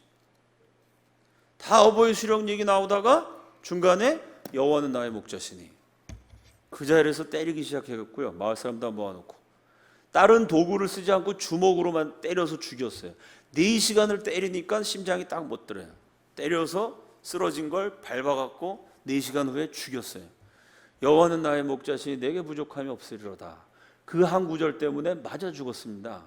그게 2006년 그 무렵에 있었던 일이에요. 그때 성경 구하기가 그렇게 어려운 거죠. 근데 그 2006년에 성경이 종합대학에서 발견이 된 사건이 있었고, 그리고 10여 년 흘렀는데 지금은요 북한 전역에 장마당이라는 게 생겨가지고 한국으로 치면 이제 조그만 그 재래식 시장 비슷한 겁니다. 그 이제 북한 전역에 지금 장마당이 막 활성화되고 있는데요, 벌써 한 2년 전입니다. 장마당에서 성경책이 팔렸어요. 이거 있을 수 없는 일이거든요. 그렇다고 북한 전역이 아니고요, 한쪽 귀퉁이 몰래 거기서 누군가 성경책을 팔았습니다. 그 제가 3년 전에 처음에 그 얘기를 듣고 에이 이거 과장이라고, 내가 성경책 갖고 다니다가 죽은 사람은 내가 숱하게 얘기를 나랑 관계된 사람도 있었는데 그거 이게 아니라고 그랬는데 진짜인 것 같아요. 확인해 보니까 이게 어떻게 확인이 됐냐면요, 성경책이 팔렸는데 그 다음 주에 성경책을 사간 사람이 와갖고 화를 냈대요. 왜 화를 냈냐면 이 개역 성경이 번역이 어렵잖아요. 쉬운 성경으로 바꿔달라고, 이거를. 말이 너무 어렵다고. 그 죄송하다 그래서 그 다음 주에 성경책을 바꿔줬다는 거예요. 성경이 판매, 교환, 애프터 서비스까지 지금 되고 있어요. 이런 식으로 이제 북한 땅에 복음이 막 증거됩니다. 그래서 처음에는 복음화, 복음을 모르던 사람들이 복음을 받아들여서 예수를 믿게 됐어요. 지금은 그렇게 복음화된 지도 벌써 10여 년 세월이 흘러서요, 신학화, 이건 뭐냐면 예수님을 믿게 된 그리스도인들이 세상을 주체 사상의 눈으로 보는 게 아니고요, 어버이 수용의 말씀에 따라 세상을 해석하는 게 아니고요, 이 성경 말씀, 기독교 신앙에 따라 세상을 보는 신학화의 단계까지 넘어갔다는 증거가 곳곳에서 발견이 됩니다. 이 김길남이라는 그리스도인이 있었는데요, 옛날에 성경책이 없을 때 성경이 한 권 생기면 어떻게 했냐면은 그 북한 기독교인들이 성경을 쪼개요. 그래서 10명이다, 10개로 쪼개서 한 부분씩 나눠 가져요. 그 내가 맡은 부분을 딸딸딸딸 외워요. 그 다음에 옆 사람이랑 바꿉니다. 근데 김길남이라는 사람이 성경을 받아갖고 쪼갰는데요, 여러 명이 하도 많이 쪼개다 보니까 이 사람이 쪼개서 받은 게 레위기였어요. 그 레위기에 보니까 맨날 제사를 드리라, 뭐 소를 잡아라, 뭐 이런 얘기가 많아갖고 제사 안 지내면 벌 받는다, 이게 너무 무서워갖고요, 몰래 거기서 동물을 잡아갖고 구약처럼 제사를 드려요. 그러니까 신약까지 다 읽었으면 제사 안 지내도 되는 거 알았을 텐데 레위기만 읽은 거죠. 그 김길남이라는 그리스도인이 레위기를 딸딸 외웠는데, 이분이 일하던 협동농장에 나니 엄마라는 한 30 납짓된 젊은 여자가 있었어요. 2살 난 애가 있었는데 그 다음에 둘째, 그 다음 동생을 임신을 해갖고 출산을 했어요.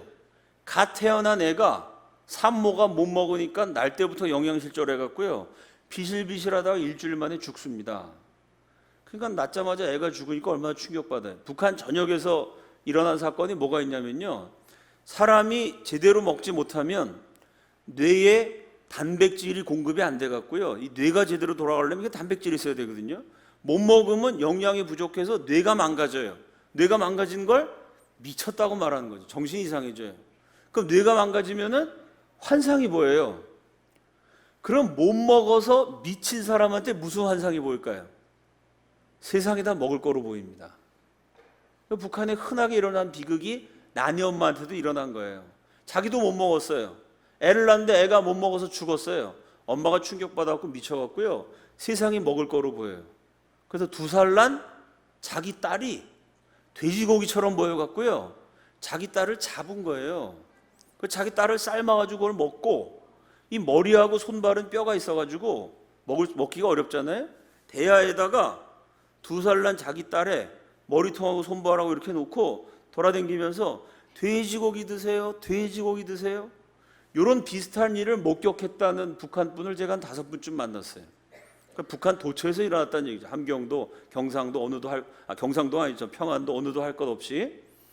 그 나니 엄마가 애를 뜯어먹다 남은 애를 대야 같은 데 놓고 돌아다니는데 그 아이를 딱 보는데 내가 외웠던 레위기의 말씀이 들려오더라는 겁니다.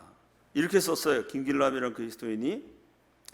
30살도 안 된 새색시 나니 엄마는 정신이 나가서 2살 난 딸을 삶아서 사발에 머리와 손바닥을 담아가지고 히히거리며 돌아다니고 있었다. 그러는 나니 엄마를 보니 나도 정신이 혼미해져서 몸을 가누지 못하고 비틀거렸다. 이때 하나님의 지엄하신 음성이 들리는 듯 했다. 그 끔찍한 모습을 보는데 내가 외웠던 레위기의 말씀이 딱 들려오는 거예요. 왜 저런 비극이 북한 땅에 일어났느냐? 레위기 말씀에 보면 내가 너희가 의뢰하는 양식을 끊을 때 하나님 말씀대로 안 살면요, 하나님이 마지막에는 양식을 끊어버리는 심판을 내리신다는 겁니다. 10 여인이 한 화덕에서 너희 떡을 구워 저울에 달아주리니 너희가 먹어도 배부르지 아니하리라. 먹어도 배부르지 않아요. 너무 양이 적으니까. 배불리 못 먹는 심판이 임한다는 말씀이죠. 너희가 이같이 될지라도 그 지경쯤 되면 회개하고 돌아와야 되는데 그래도 회개를 안 해요. 내게 청정하지 아니하고 내게 대항할진대 내가 진노로 너에게 대항하되 너희의 죄로 인하여 7배나 더 징벌하리니 먹을 걸 끊어버리는 심판 내리셨는데 그래도 회개하지 않고 하나님께 대들어요? 하나님이 7배 더 큰 심판을 내리셔서 너희가 아들의 살을 먹을 것이요 딸의 살을 먹을 것이며 북한에서 일어난 일이 이미 성경 안에 2700년 전에 주신 2700년 전에 3500년 전에 주신 레위기 말씀 가운데 기록되어 있다는 것을 북한의 기독교인들이 깨달아요. 이렇게 적었습니다. 이미 돌이킬 수 없는 재앙이 이 땅에 미치고 있었다. 생각해보라. 밥 한 숟가락만 먹이면 금세 생기가 돌아서 눈을 반짝반짝 빛낼 아이들이, 여러분 갓 태어난 아기가 얼마나 이뻐요. 밥만 잘 먹이면 애가 눈알이 반짝반짝 빛나겠죠. 그 예쁜 애가 밥 한 숟가락만 먹이면 되는데요, 그 밥 한 숟가락이 없어서 숨이 넘어가고 있다면 과연 어떤 부모가 미치지 않을 수 있겠는가. 그 예쁜 애가 밥 한 숟가락 없어갖고 깔딱깔딱 죽고 있으면요, 그걸 본 엄마가 미치지 않겠습니까? 그 모습을 본 거예요. 야, 이 북한이 왜 이렇게 어려워졌느냐? 김일성, 김정일, 김정은이 말하는 것처럼 미국 때문이다, 남한 때문이다, 그게 아니고요, 하나님 믿지 않고 김일성을 하나님으로 믿었기 때문에 이런 엄청난 재앙이 이 땅 가운데 내렸구나. 또 북한에 온 탈북동포 가운데 이런 글을 쓰신 분도 있어요. 남한에 딱 내렸더니 왜 이렇게 남한은 잘 살고 왜 이렇게 북한은 못 사는지 그냥 한눈에 깨달아지더래요. 왜? 북한 전역에는 김일성 동상이 있어요. 남한에 왔더니 곳곳에 십자가가 서 있더라는 거예요. 예수 잘 믿어서 남한이 이렇게 복을 받았구나. 이게 초보적인 형태지만 그분들이요, 세상을 주체 사상으로 해석하다가 그게 아니다. 세상은 하나님 말씀대로 해석해야 된다. 하나님 말씀 때문에 복을 받은 나라가 있고 하나님 말씀 때문에 심판받은 나라가 있다. 예수 잘 믿어야 된다. 이게 신학화 작업이죠.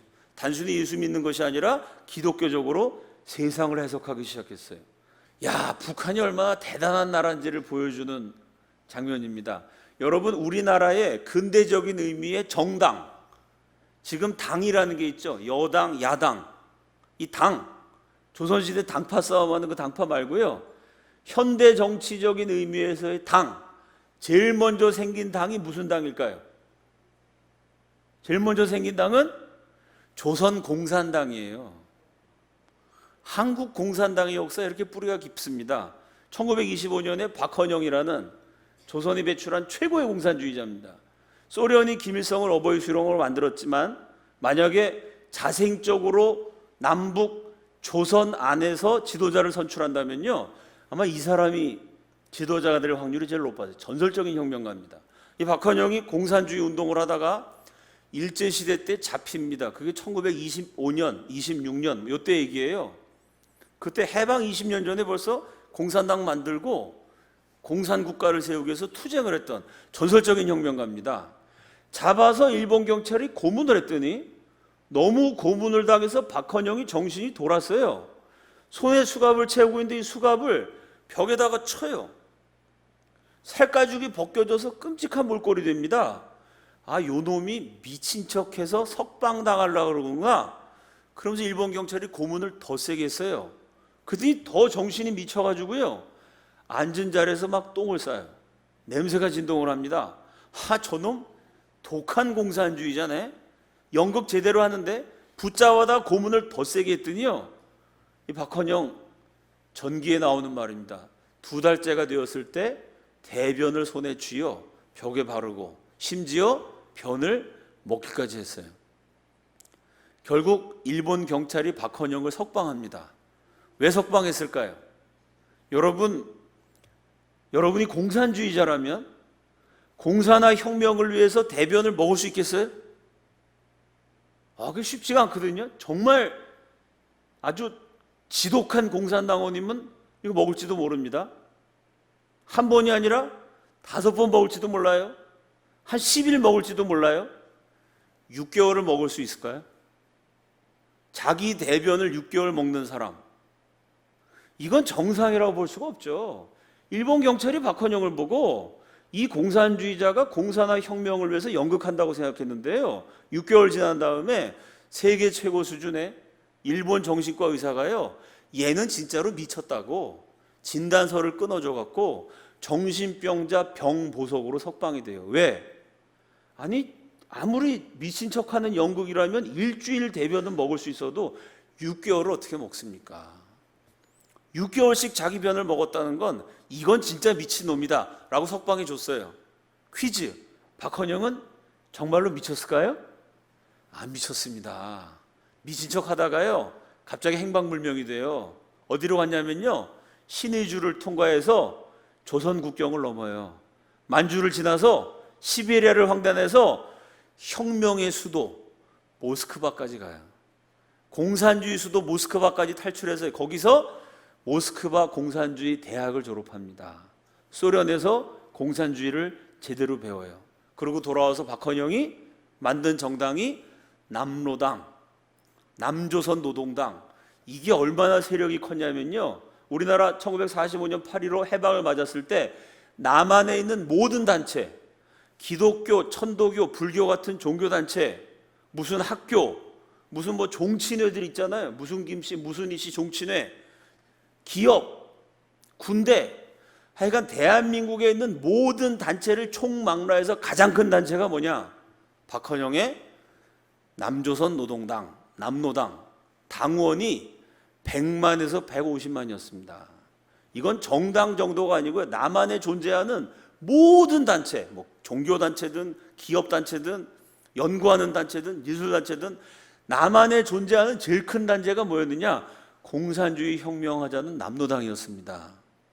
그래서 뭐 제 강의 들으시는 분도 있으실 텐데요, 제가 하나님의 기적 대한민국 건국이라는 강의를 많이 합니다. 대한민국이라는 나라가 세워진 게 왜 하나님의 기적이냐? 이건 누가 봐도 공산화 될 수밖에 없는 나라예요. 공산당원이 북한이 아니라 남한에 100만이 있었습니다. 그 100만이요 그냥 희미한 사람들이 아닙니다. 공산화 혁명하려고 6개월씩 대변을 먹은 지독한 혁명가, 공산주의 입장에서 보면 위대한 혁명가예요. 누가 봐도 공산화되는 건데 그걸 누가 막았느냐? 기독교인들이 막아냈어요.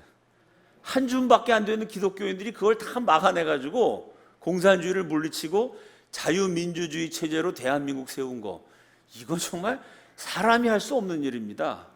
그러니까 우리가 북한 정권, 남한에도 지금 종북 세력들이 많습니다. 그 사람들하고 싸워야 되는데요, 어떻게 싸워야 되느냐? 에이, 북한이 다 굶어 죽어간 나라인데 뭐 북한이 무슨 힘이 있겠어? 다 망해가는데. 그러다가 지금 대한민국이 무너지고 있어요. 어떻게 싸워야 되냐면요, 존경하면서 싸워야 돼요. 저 사람들 대단한 사람이다. 그렇지 않아요, 여러분? 공산주의 종주국 소련 망했습니다. 유럽에 잘 사는 공산주의 국가 20개 다 망했어요. 전 세계 공산주의 국가 100개 있었는데 다 없어졌습니다. 지금 남아있는 게 중국. 근데 중국도 거의 자본주의화 됐잖아요. 시장경제 받아들였거든요. 전 세계 100개가 넘는 공산주의 국가가 있었는데 그게 다 망했어요. 마지막까지 다 남아있는 게 북한이에요. 무지하게 센 사람들입니다. 저 북한이 있는 힘을 다해갖고 남한을 공산화하기 위해서 수단 방법 가리지 않았어요. 지금 대한민국이 이게 우리가 그냥 맘 편하게 살아서 그렇죠, 하나하나 들여다보면 이게 아주 엄청난 위기예요. 저렇게 대변을 먹어가면서 혁명을 추진한 지독한 혁명가들이 전 세계 공산주의가 다 망해도 끝까지 망하지 않은, 그냥 김일성, 김정일, 김정은까지 그냥 3대를 물려서 왕조를 구축한 세계에서 가장 강력한 공산주의 북한을 지금까지 지키고 있습니다. 그런데 저 북한 내에 지독한 공산주의자 주체사상가에 대항하는 지독한 기독교인들이 나타나고 있어요. 철갑이라고 주먹을 잘 쓰는 장사가 북한에서 예수를 믿었습니다. 공산당 보위부가 저놈이 이상하다고 생각해갖고 붙잡아다가 철갑이를 고문을 했어요. 철갑이가 고문당해갖고 정신이 이상해져갖고요, 희죽희죽 웃으면서 돌아다녀요. 몸에다가 쓰레기를 잔뜩 넣어갖고 댕깁니다. 쓰레기가 있으니까 냄새나고 벌레가 기어댕겨요. 그럼 막 쓰레기를 집어 먹기까지 해요. 같이 예배드리는 지하 기독교인들이 너무 가슴이 아파갖고 불러다가 이건 귀신 들렸다, 귀신 쫓으려고 기도를 하면요, 막 결박을 끄고 막 도망을 쳐요. 이 힘이 장사해갖고. 이놈이 이상하다고 생각하고 보이부원이 애들을 불렀어요. 길거리에 이렇게 더러운 변이 쌓여있는데 그걸 막대기로 딱 찍어가지고, 철갑이 저놈이 뭔가 수상하고 미친 척하는 것 같으니까요, 작대기를 딱 내밀면서 철갑아, 요 작대기 끝에 꿀을 발라놨어, 꿀 좀 먹어봐 이러고 들이밀었더니요, 철갑이가 그 꿀을, 작대기 끝에 붙은 오물을 막 빨아먹으면서요, 야, 꿀이 진짜 달다 이러는 거예요. 그러니 그걸 본 지하 기독교인들은 가슴이 찢어지죠. 아니, 사람을 얼마나 때렸으면 저 멀쩡한 장사가 미쳤나.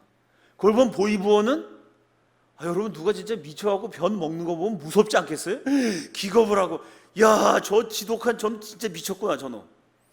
그 다음부터 보이부원이 감시를 안 했어요. 근데 어느 날 갑자기 철갑이가 모여서 예배를 드리는데 지하 기독교인들 모임에 갑자기 나타나요. 조선의 모든 사람이 나의 연기에 감쪽같이 속았지 뭔가. 하하하.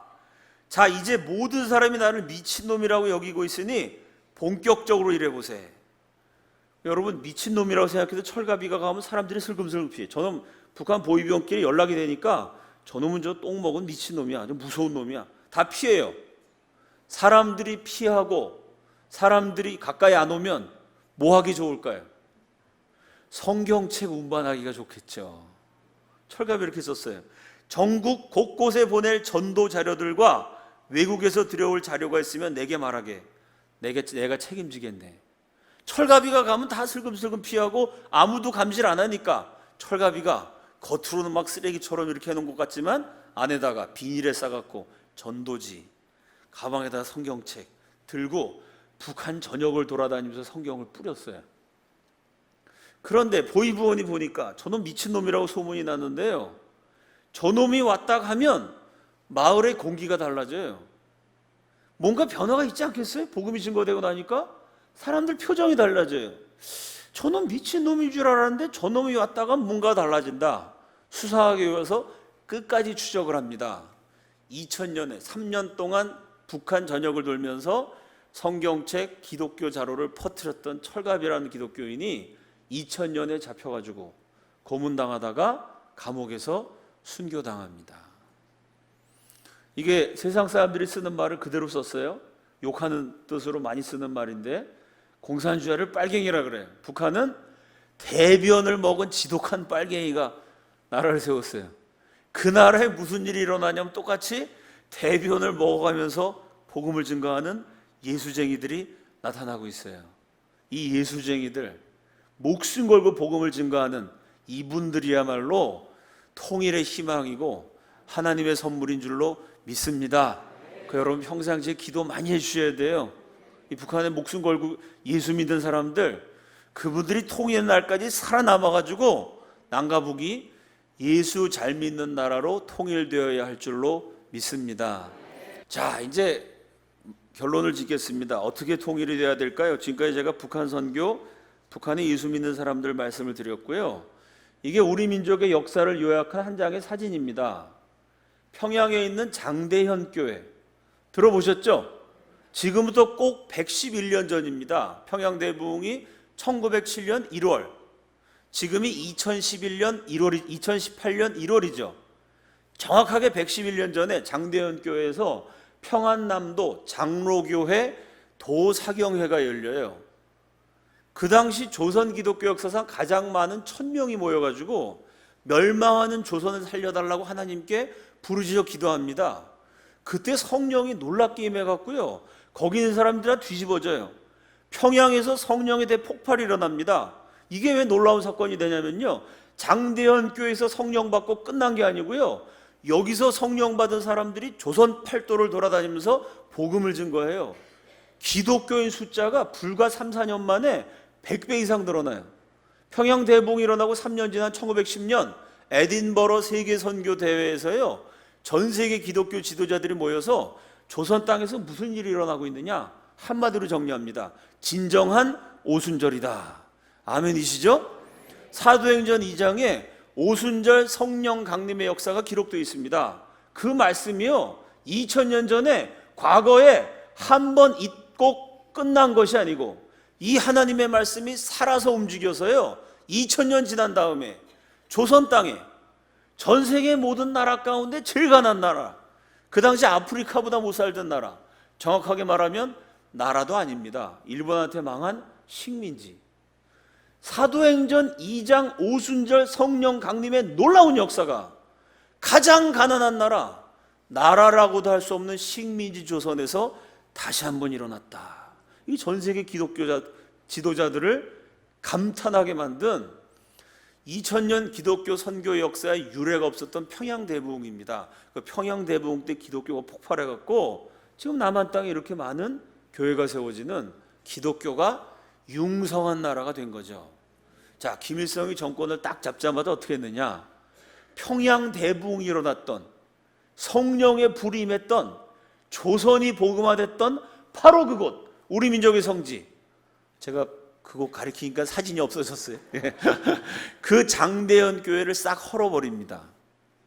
그리고 장대현 교회 이 자리에다가 김일성 동상을 세워요.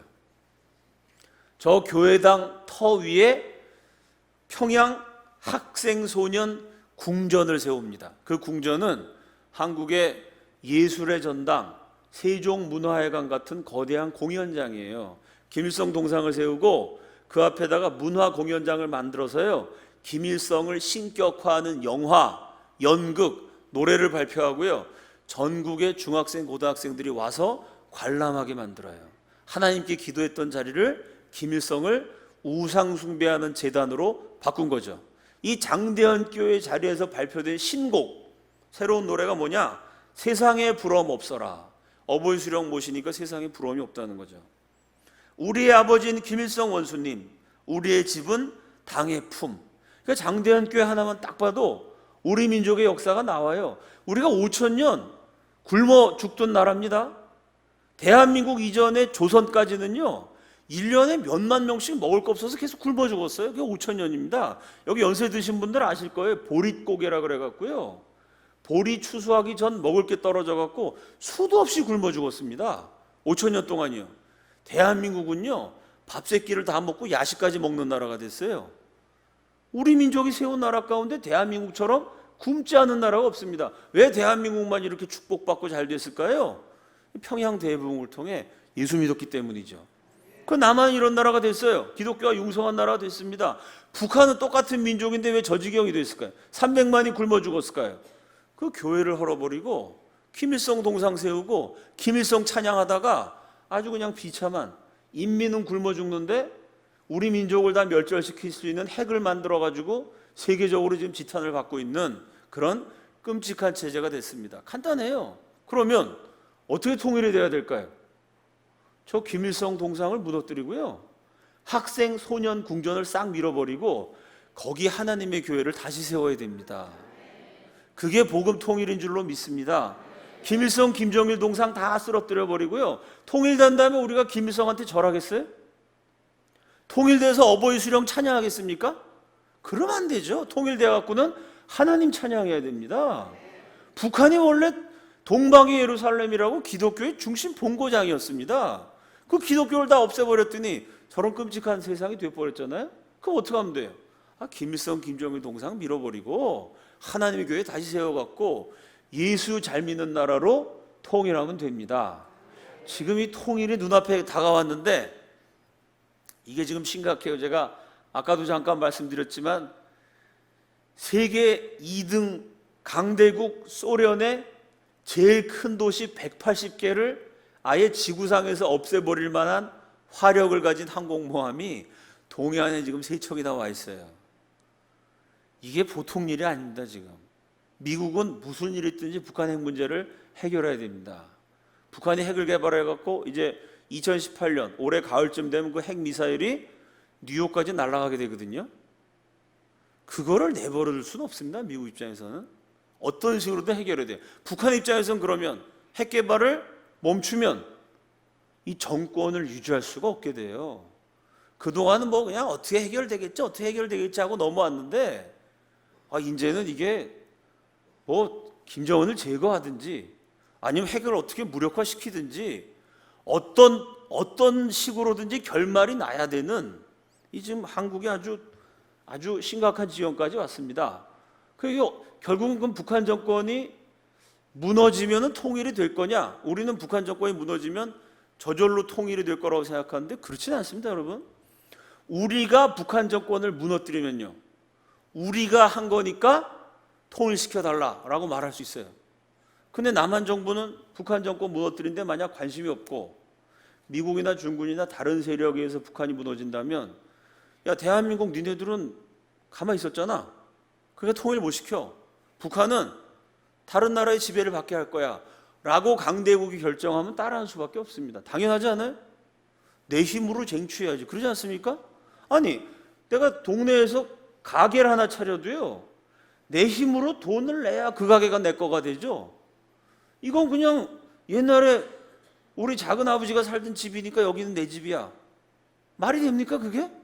저 사람 우리 동족이니까 통일시켜줘. 말이 됩니까? 통일하려면 그 땅을 차지하기 위해서 우리가 뭔가 액션을 취해야 됩니다. 그러니까 이게 북한 정권이 무너진 다음에 바로 통일이 되느냐, 이것도 모르는 일입니다.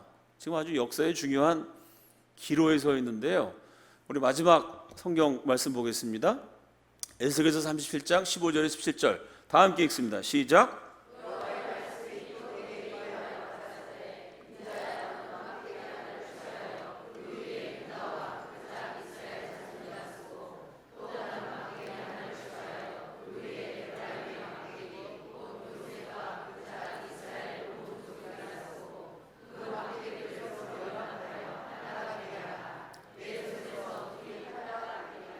자, 옛날에 이스라엘도 지금의 남북한처럼 분단되어 있었죠.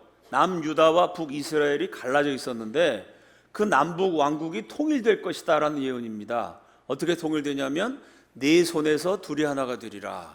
문제는 뭐냐? 저 네 손이 누구의 손이냐? 이게 중요한 거죠. 성경 말씀에 네 손에서 둘이 하나가 되리라 그러는데 누구의 손이냐면 김정은의 손 안에서 둘이 하나가 되리라. 이름 통일 안 하는 게 낫죠. 김정은의 손 안에서 둘이 하나가 되면 우리는 하나님을 아버지라고 부르지 못해요. 김일성을 아버지라고 부르고 살아야 됩니다. 제가 앞에 말씀드린 남로당의 후예, 지금 그 사람들이 대한민국을 거의 장악하고 있어요. 박헌영 같은 위대한 공산주의 남로당 후예의 손 안에서 둘이 하나가 되면 이건 재앙입니다. 그럼 여기서 네 손에 너는 누굴까요? 성령 충만한 하나님의 예언자 에스겔이죠. 요 에스겔서 37장 요 9절 통일에 대한 말씀 앞부분에 무슨 얘기가 나오죠? 에스겔 37장에 환상 들어보셨죠? 마른 뼈가 쌓여 있어요. 사람이 죽으면 뼈하고 살이 붙어 있습니다. 죽은 지 오래되면 살이 썩어갖고 뼈만 남아요. 그 뼈가 처음에는 물기를 머금고 있는데요, 죽은 지 오래돼서 살이 다 썩어버리고요, 뼈만 남았는데 또 오래돼갖고 뼈도 말라 비틀어졌어요. 마른 뼈. 이거는 죽고 나서도 오랜 세월이 흐른 더 이상 어떻게 해볼 수 없는, 도저히 안 되는 상황이에요. 근데 그 마른 뼈에다 대고 하나님 말씀을 대언했더니, 말씀이 선포됐더니 성령이 역사하셔갖고요, 마른 뼈가 살아나서 강력한 군대가 됐어요. 그 얘기가 에스겔서 37장에 나옵니다. 그럼 내 손에서의 나는 어떤 사람이냐? 성령 충만한 크리스찬 지도자, 하나님 말씀을 대언해서 마른 뼈를 살려낸 예언자, 예수 잘 믿는 크리스찬 리더의 손 안에서 둘이 하나가 되어야 우리 민족에게 축복이 되는, 제대로 살 수 있는 복음 통일인 줄로 믿습니다. 그럼 지금 기독교 지도자, 기독교인들의 손 안에서 둘이 하나가 될 수가 있을까요? 지금 정치적인 상황을 보면 이게 암울해 보입니다. 남한이든 북한이든 기독교를 싫어하는 사람들이 지금 딱 주요 직책을 잡고 연방제 뭐 이런 방식으로 통일하려고 막 그러거든요. 자, 이게 좀 암울하고 뭐가 안 될 것 같은데 우리 예수 믿는 사람 그래도 끝까지 포기하면 안 돼요. 제가 대학 다닐 때 지금도 기억납니다. 저희 스승이요, 평생 마르크스주의를 가르치셨어요. 빨갱이라고 수도 없이 고난당하시면서 마르크스주의가 옳다 가르치셨던 역사 교수님이요. 수업 시간에 제가 지금도 그분 표정이 기억나요. 어느 날 너무나 당황한 표정으로 내가 마르크스주의가 옳다고 생각하고 온갖 고난을 당하면서 이 진리를 외쳐왔는데 역사가 이렇게 될 줄은 정말 몰랐다. 이건 아무도 예측 못하는 방향으로 역사가 가고 있다라고 말씀하셨어요. 그게 언제냐면요, 베를린 장벽이 무너졌을 때예요. 소련이 멸망했어요. 공산주의 국가 한 100개가 한꺼번에 다 그냥 민주화돼 버렸습니다. 그때 여러분, 미국 대통령, 소련 공산당 서기장, 독일 수상, 소련의 KGB, 미국의 CIA, 전 세계적인 재벌, 세계 어느 지도자, 어느 재벌, 어느 정보기관도요, 공산주의가 그렇게 빨리 무너질 거라고 아무도 예측 못했습니다. 그게 하나님이 일하시는 방식이에요. 역사는 하나님이 주관하시는 거죠. 이 왕들, 대통령들은 하나님이 세운 거죠. 사람 뜻대로 움직여지는 게 아닙니다. 그럼 도대체 독일이 왜 베를린 장벽이 무너졌을까요? 그거 연구해 보면요, 이게 코미디입니다. 어떻게 되냐면요, 이 동독 공산당에서 그 요즘 한국으로 한 문공부, 정부의 대변인격인 차관을 새로 임명했어요. 이 차관이 임명받은 지 얼마 안 돼 갖고 자기가 해야 되는 업무가 뭔지 잘 몰라요. 그래서 장관들이 모여서 회의하면서 여행에 대한 법을 딱 만들었습니다. 근데 이 사람이 그날 임명받은 지 얼마 안 돼 갖고요, 여행에 대한 얘기를 대충 들어갖고 잘 몰랐어요. 잘 이해가 안 됐습니다. 근데 기자들이 와갖고 물어봐요. 그 발표를 해야 돼, 기자들한테. 그러니까 오늘 임명돼 갖고 어리버리한 상태에서 밑에 비서관이 메모를 딱 주는데 메모에다 또 썼는데 그걸 또 이해를 못했어요. 그러니까 어떻게 읽었냐면은, 예, 뭐 여행 자유화됐습니다, 이렇게 발표했어요. 그런데 기자들이 여행이 자유화됐다 이런 거 발표를 한 겁니다. 사실은 자유화가 아니었거든요. 이 사람이 못 알아들은 거 어리버리해갖고. 왜? 임명받은 지 하루밖에 안 돼서. 여러분, 회사 가도 인수인계 못하면 실수하는 거죠. 자유화됐다 그랬더니요, 베를린 시민들이 만세! 여행 자유화니까 베를린 장벽 넘어도 된다. 수십만 명이 장벽으로 막 몰려갔어요. 군인들이 총을 쏘려고 봤더니, 야, 여행이 자유화됐대. 그럼 총 쏠 필요가 없네? 군인들이 가만히 있었어요. 그래서 무너졌습니다. 이게 코미디예요. 말도 안 되게 베를린 장벽 무너지면서 그게 도미니 현상으로 공산주의 국가가 다 무너졌거든요. 이게 왜 무너졌는지 몰라요, 도대체. 전문가도 아무도 예측 못했습니다. 그런데요, 공산주의가 무너진 나라를 가보면 신기한 점이 하나 있어요. 뭘까요? 그 공산주의 무너지라고 기도했던 교회가 있었어요. 베를린 장벽 라이프찌히 교회에서 매주일 성도들이 모여가지고 하나님 이 나라에 정의를 실현해달라고 기도했어요. 기도한 사람이 막 행진하다가 뭐가 이상해지더니 갑자기 무너졌어요. 루마니아에는요, 티미소아라 베프티스트 처치라고요, 거기도 교회가 있었어요. 폴란드에서는요, 우리 개신교하고 좀 다르지만 요한 바로 2세 교황하고 폴란드 카톨릭 교회가 있었어요. 공산주의가 왜 무너졌는지 아무도 모르는데요, 그 무너진 현장에 가보면 결정적인 역할을 한 곳은 교회예요. 기독교인입니다. 그러면 그 교회와 기독교인은 그걸 알고 했을까요? 예를 들어 루마니아 공산주의를 무너뜨린 티미소아라 베프티스트 처치는요, 지금 가보면 교회가 없어졌어요. 이건 무슨 얘기입니까? 그 교회 교인들조차도요, 그냥 하나님 말씀 따라 열심히 기도하고 기도하다가 하나님이 용기를 주셔서 행동했을 뿐이죠, 내가 기도하고 내가 행동해서 우리나라 공산주의가 무너져? 이건 그 사람들도 예측을 못했습니다. 왜 전 세계 정보기관 위대한 지도자도 예측을 못했고 결정적인 순간에 쓰임받았던 교회도 예측을 못했는데 공산주의는 무너졌을까요? 하나님은 원래 그렇게 일하세요. 사람의 생각과 하나님의 생각은 다르기 때문에 사람들이 상상도 못하는 방식으로요, 하나님이 일하십니다. 상상도 못한 방식으로요, 하나님이 역사를 이루세요. 이런 역사를 보면 지금 남한과 북한의 상황을 볼 때 이게 한국 올해 아주 경제도 어렵고 지금 여러 가지로 어렵죠. 야, 이런 상황에서 이게 통일이 되겠냐? 이게 까딱 잘못하면 전쟁 나서 이거 사람 다치는 거 아닌가? 우리가 인간적으로 생각하면 얼마든지 그렇게 염려하고 걱정할 만한 상황이에요. 그러나 다른 나라 공산주의가 무너졌던 역사를 보면 이거 아무도 모르는 가운데 하나님 항상 이렇게 일하세요. 그 블레셋이 쳐들어왔을 때도요, 이스라엘 백성들이 다 벌벌 떨었어요. 근데 하나님 어떻게 이스라엘을 살려주십니까? 골리앗에 협박을 하는데 17살짜리 목동이요. 그 목동이 뭐 전쟁에 대해서 뭘 알겠어요? 자기 형이 군대 가갖고 형한테 도시락 배달해 주려고, 도시락 배달하려고 군대 왔다가 골리앗이 막 떠드는 소리를 들은 거예요. 들으니까 열받아. 아니 저가 무엇이간데 감히 할례 없는 자가 사신 하나님 여호와를 모욕하느냐. 너는 칼과 창과 단창으로 내게 오거니와 나는 사신 하나님 내가 모욕하는 이스라엘의 하나님의 이름으로 너에게 가노라 이러고요, 도시락 배달 왔던 소년이 짱돌 들고 나가고 던졌더니 골리앗이 죽었어요. 이게 코미디 아닙니까? 이런 황당한 방법을 통해 하나님이 이스라엘을 건졌습니다. 사사기에 보면요, 무슨 나귀의 턱뼈를 가지고 외적을 물리치고, 소모는 막대기 가지고 나라를 지키고, 하나님은 그런 방법을 즐겨하세요. 사람들이 생각하지 못한 방법으로. 그러나 하나님의 백성들이 깨어 기도할 때 깨어 기도하는 그 소수의 무리들을 활용하셔서 하나님이 역사를 움직이십니다. 제가 오늘 한송환교회 와가지고 딱 들어올 때부터 마음속에 제가 탐나는 게 있었어요. 교인들 이렇게 뵈니까 한 분 한 분이 너무 귀하게 여겨지셔서 저는 여러분이 탐이 납니다. 뭐가 탐이 나냐면요, 이 좋은 교인들이 이 아름다운 교회에서 모이실 때마다 통일을 위해서, 고통당한 북한 주민들을 위해서. 불과 열흘 전에요, 저 북한 땅 건너와가지고 중국 땅에 팔려가서 52살 된 북한 동포가 암에 걸렸어요. 그 팔려간 상태에서 말기 암인데 그 치료를 받을 수 있습니까? 내가 죽기 전에 마지막으로 대한민국 와서 죽고 싶다고요. 선교사 만나서 예수를 믿었어요.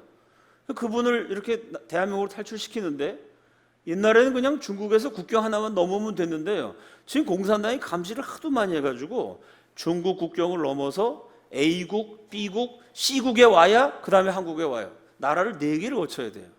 4개를 거친데 마지막에 강을 배 타고 건너거든요. 이 3나라를 잘 건너왔어요.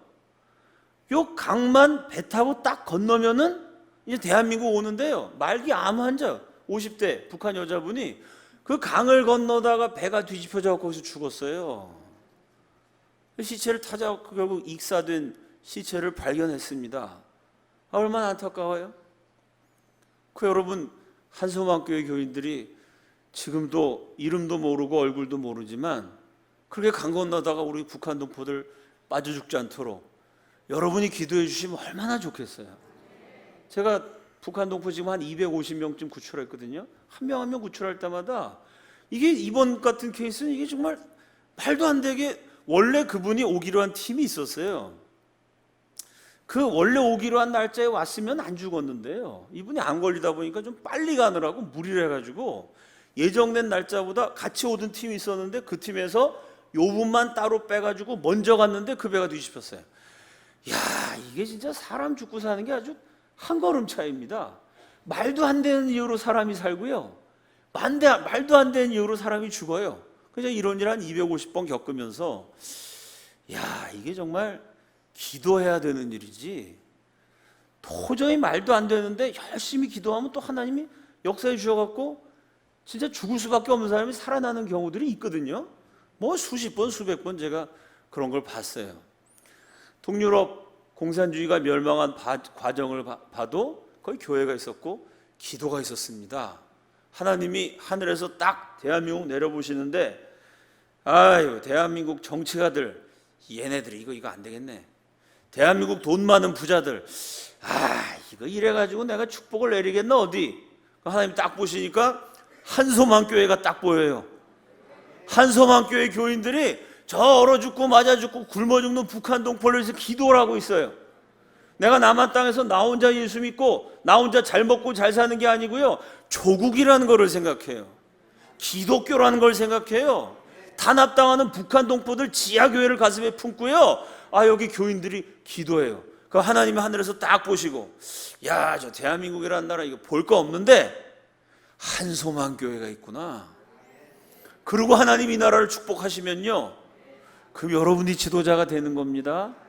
그럼 여러분이 대통령보다 더 큰 일을 하시는 거예요. 아멘이시죠? 우리는 이런 영적인 세계를 믿어요. 이 영적인 세계를 모르는 사람은 나라는 대통령이 하는 거고 재벌이 다 하는 거지. 천만의 말씀. 근데 왜 미국 대통령, 소련 공산당 서기장도요, 공산주의가 무너지는 걸 왜 몰랐을까요? 우리나라 대통령이 본인이 탄핵당할 걸 아셨으면 탄핵당했겠어요? 대통령도 모르는 일이 많고요, 못하는 일이 많습니다. 왜? 겉으로 볼 때 사람이 하는 것 같지만요, 천만의 말씀. 인간의 생사화복을 주관하시고 역사를 이끄시는 분은 하나님이십니다. 그렇다면 우리가요, 저나 여러분이나 우리가 뭐 국회의원도 아니고 재벌도 아니고 높은 사람 아니지만 왕이신 하나님을 경배하는 하나님 나라의 백성으로서 하나님 앞에 중심을 다해 기도하면 우리가 하나님 나라의 지도자가 되는 겁니다. 저는 여러분의 기도가 탐나요. 여러분들이 좀 북한 동포에서 기도 많이 해주셨으면 좋겠고요, 탈북자 구출하는 사역자들을 위해서 많이 기도해 주셨으면 좋겠고요, 지금 비틀거리는 위기에 처한 우리의 조국 대한민국을 위해서 여러분이 많이 기도해 주시면, 그래서 나라도 살고 통일도 되고 북한 동포도 구출되면 세상에 그것처럼 좋은 일이 없잖아요. 하나님이 이 나라에서 예수 믿을 수 있는 영광과 특권을 저와 여러분에게 주셨습니다. 그 귀한 은혜를 받았는데 그냥 나 혼자 예수 믿고 잘 먹고 잘 살고 복 받아서 끝나는 것이 아니고요, 통일의 시대를 열어가는, 대한민국을 지켜가는, 저 사악한 북한 정권은 무너뜨리고 고통당하는, 얼어 죽고 맞아 죽고 굶어 죽는 북한 동포들을 구출하는 하나님 나라의 인재로 영광스럽게 쓰임받는 한소망교회와 모든 교우들이 되시기를 우리 주님의 이름으로 축원합니다. 함께 기도하겠습니다.